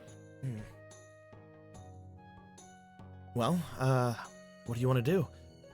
We could try to find one of the others, but if they're off gathering information, it would suck if we sort of stumbled in on them like that and messed them up.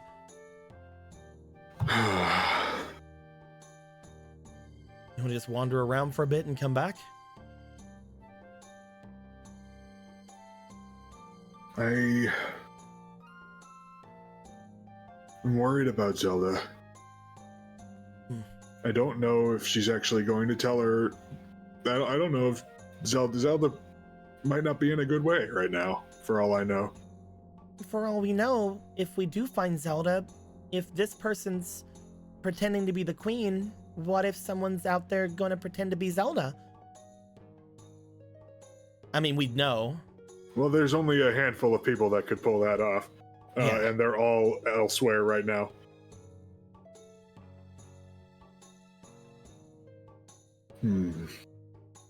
How many witches do we think are here? It's not amazingly common. When it comes to magic in the Gerudo, it used to be a lot more, but again, nobody's really wanted to learn from my grandma except for me.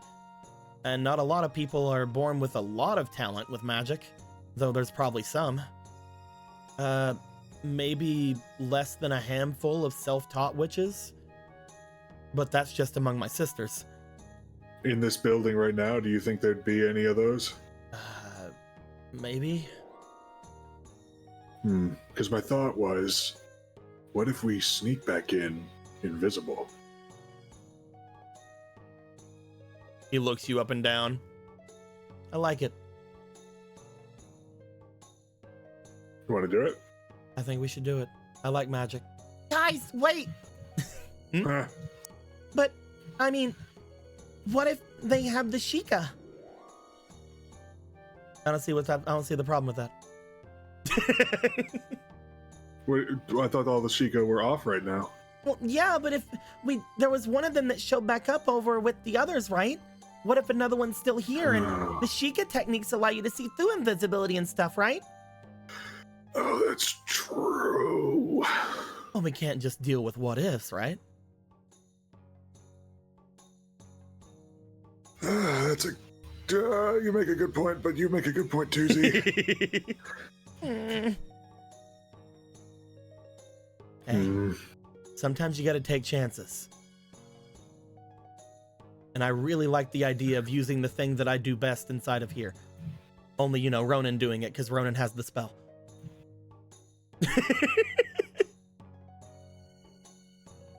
I get really excited about magic.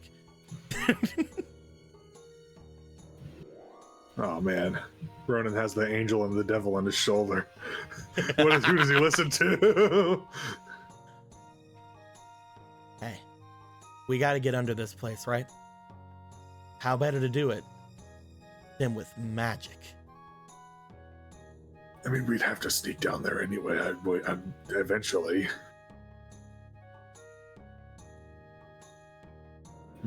Sounds like you already know what we gotta do.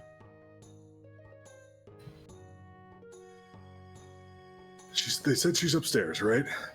That's where they said Zelda was, yeah. So we gotta go upstairs for her, downstairs for whatever this is. Motions to the flyer.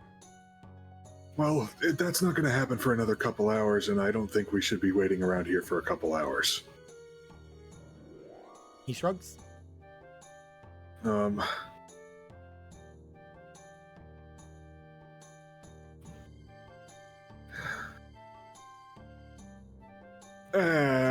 Let's do it. This is probably a bad decision, but let's do it. Okay. So your plan right now, let me make sure I have it right, is to immediately go back in. And be invisible. Yeah. Okay. Z doesn't have to worry about it. Z is going to be on you / in like pockets and inside of freaking things and whatnot. So Z doesn't have to worry. Your magic, I believe you can use on multiple people. Let me look. I believe you definitely can. Those are over as gifts. Invisibility. Yeah, I totally can. I can use it on myself, Gallon, and Orion. Yes. Because you have 5 uses, so yeah, you're good. Yeah. As you would look back toward, what the heck is? How come this is so much higher than the other area? I don't get it. Look at the black like section. It's like, is it just? Hold on. Because it's distorted. Look at it from the angle. It's so weird. Is there a dice under it? There's something under it. No, that's something. Look at that. It's very weird looking to me. Why is it so weird? I don't know. Anyway, so you would return after casting the magic 3 times. Yourself, Gallon, Orion. The 3 of you will begin to start making your way back in. I will say this. Getting up into the area above is going to be relatively simple. Yeah. You follow the path you went before. You walk by a bunch of different Gerudo, a bunch of different people, and you head over toward one of the staircases that will take you up into the area above. As you would get there, looking out and about at the area where you would think to go to. Ronan would like kind of like peek head around corner, like try to still be stealthy despite being invisible, just in case there are any Shiko around that could fucking like see. Mm-hmm. Why don't you give me a finesse then? Okay. This I already used. Get out of here. Come on, don't be bad. That's bad. That's 12.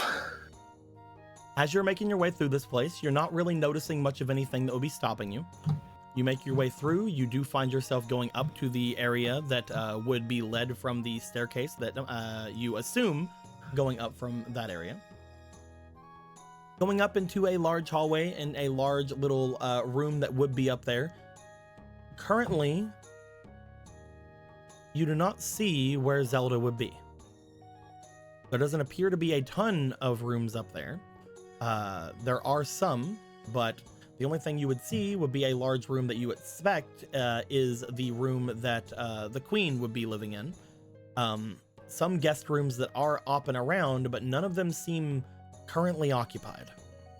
You don't want to open too many doors because, again, opening doors around things and audible noises, not to mention people just looking. Mm-hmm. But as far as you can tell, you are not able to find Zelda up in the upper areas of this place. And as far as you can tell, you have not been seen so far. Okay. How many closed doors are there up here, would you say? If we imagine that any of the rooms up here were about as large as the areas below, you would find that there are about 6 guest rooms up here and 1 major room that would be the room that the queen would be staying in. 4 of those guest rooms are open, and looking inside, you do not see anything from inside of them. Okay, so there's 2 rooms it could possibly be. There are 2 rooms that are closed. There are a number of Gerudo up here, so it would be difficult to open up both of the rooms that are still here. However, not impossible.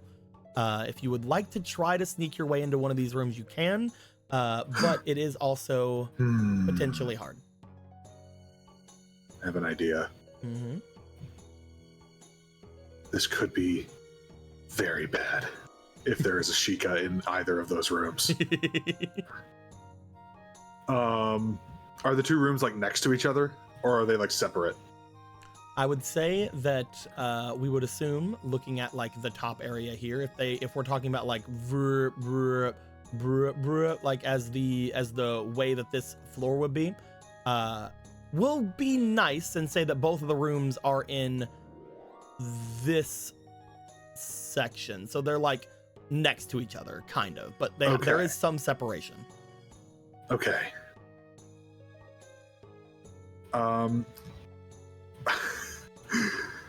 If this turns the entire city against us, I'm so sorry.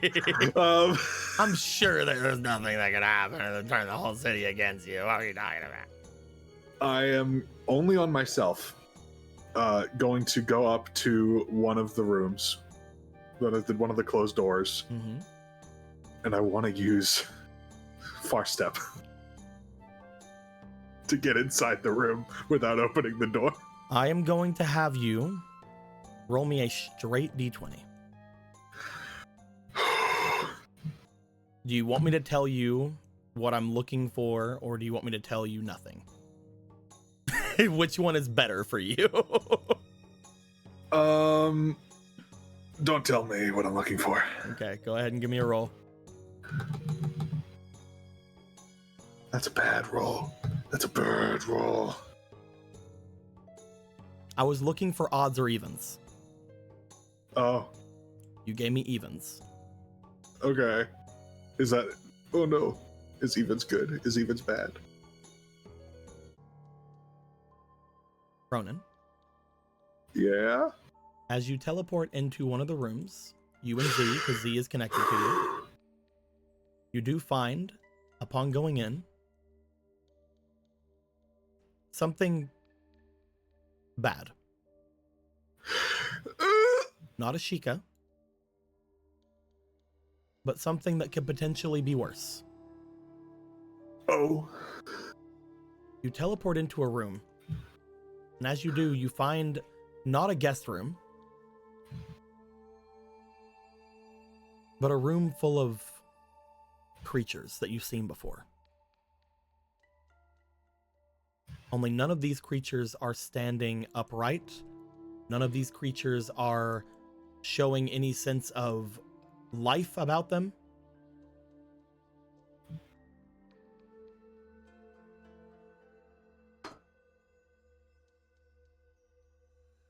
You find a bunch of these creatures lining the walls of this guest room. Some of them slumped down against the wall. Some of them standing up against different railings and things. One of them over by where the bed would be, just sort of laying there. You also find, looking about this place, what appears to be a lot of different armors, as well as what appears to be a lot of different clothings and things of that nature. In particular, the biggest thing you find, and the most numerous thing that is in this area, are iron knuckle armors.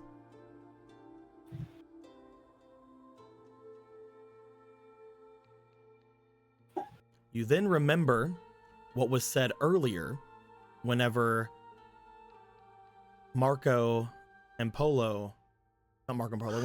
Gorthos and Polo? Or was it you? Was it you? It was you. It was Marco Polo and I were both you. listening to the noise. You remember the noise coming from the armor you had heard, you had seen earlier. When you thought of it at first, Polo had said it might have been some kind of wings. But now that you look at these things, it might have literally just been vibrations from inside the armors. Potentially of something hard inside the armors moving rather sporadically. Oh.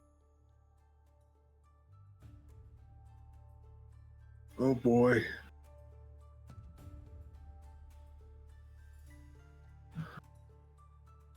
Well then, The last thing I'll tell you, looking at these creatures, some of them just appear to be the ones you would normally have seen before. Mm-hmm. The one that's over by the bed, as you look at it, seems a lot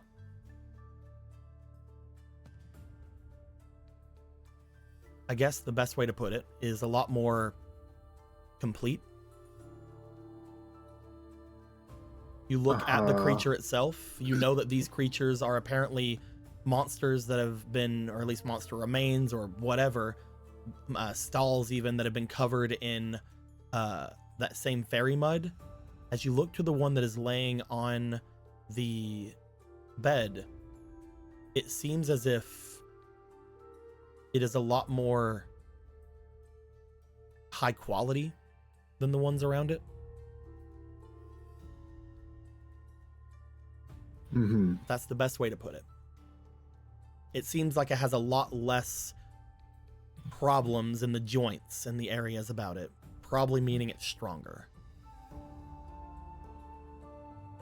Okay. None of these things are wearing anything currently. No. Okay. Again, these creatures are rather large. They are not something that you feel could be very easily able to pass as much of anything, which is probably why they would potentially be inside of the iron knuckle armors. But they are here apparently. Okay, good to know. I only have one use of magic left. And I walk out the door. I don't have the thing Obera has that I can get an extra use of magic or anything. So I guess I'll just teleport back to where I was. You make your way back to where you hope Gallon is. Because, again, invisible. So just start, like, kind of reaching... He's like, hey. Okay. What? Ow. Okay. We gotta go. God, you're we gotta strong. get out of here. Sorry. We gotta go. Okay. And begin leaving the way they came. You guys are able to get out. As you guys leave this place, you find yourselves outside of the area. You understand that you have seen something rather interesting. Did you find her? I didn't find her, but I found a ton of those things, those puppety things that we saw that one time. Remember that? Remember the time we made like a deal with those mud puppet things? Oh God, what? Why though? I think the iron knuckle that we spoke to at the gate was one of them.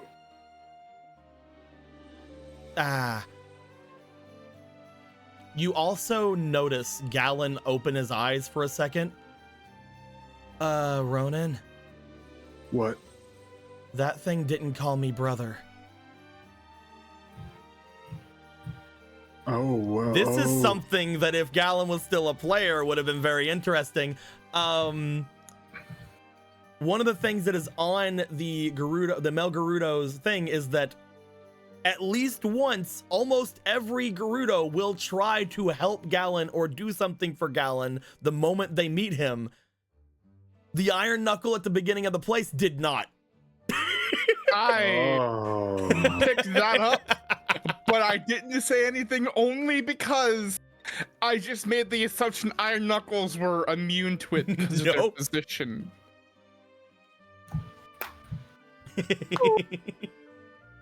Anyway, I've been sitting on that all game. I just wanted to say it. Anyway. Why would they need those things for that? Especially if they apparently can control people. I don't know. The Iron Knuckles aren't like immune to that stuff, are they? No, The magic key? I don't think so. I don't know what's going on. Now part of me wonders if the thing that we were talking to, the queen, was even alive. If it was just one of those things. Anyone could be one of those things that's here. I don't know how good they are at... I was thinking, I don't know how good they are at being fleshy, but... I mean, there's always that guy who's trying to be more fleshy. But I mean, he didn't even get it that well, right? What guy are you talking about? You would know that he's talking about Aghanim, who's using fairy mud to get flesh on his body. Right. Remember, we also fought one of these puppets that took over the position of Eve's brother. Right, so they were able to do Yeah, but Gallon wasn't there at that time.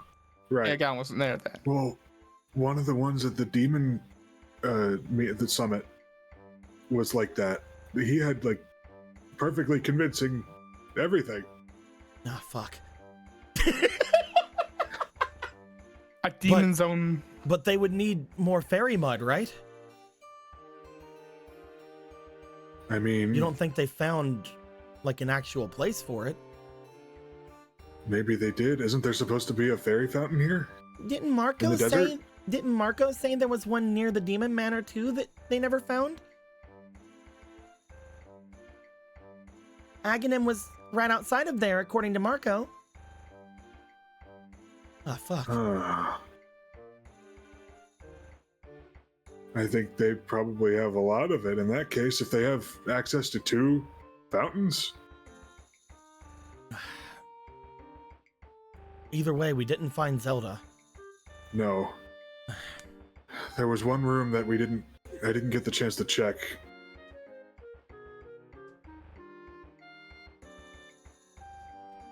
What do you I think mean, I we guess should it do? could be that room. We could try to check it out, but you seem spent.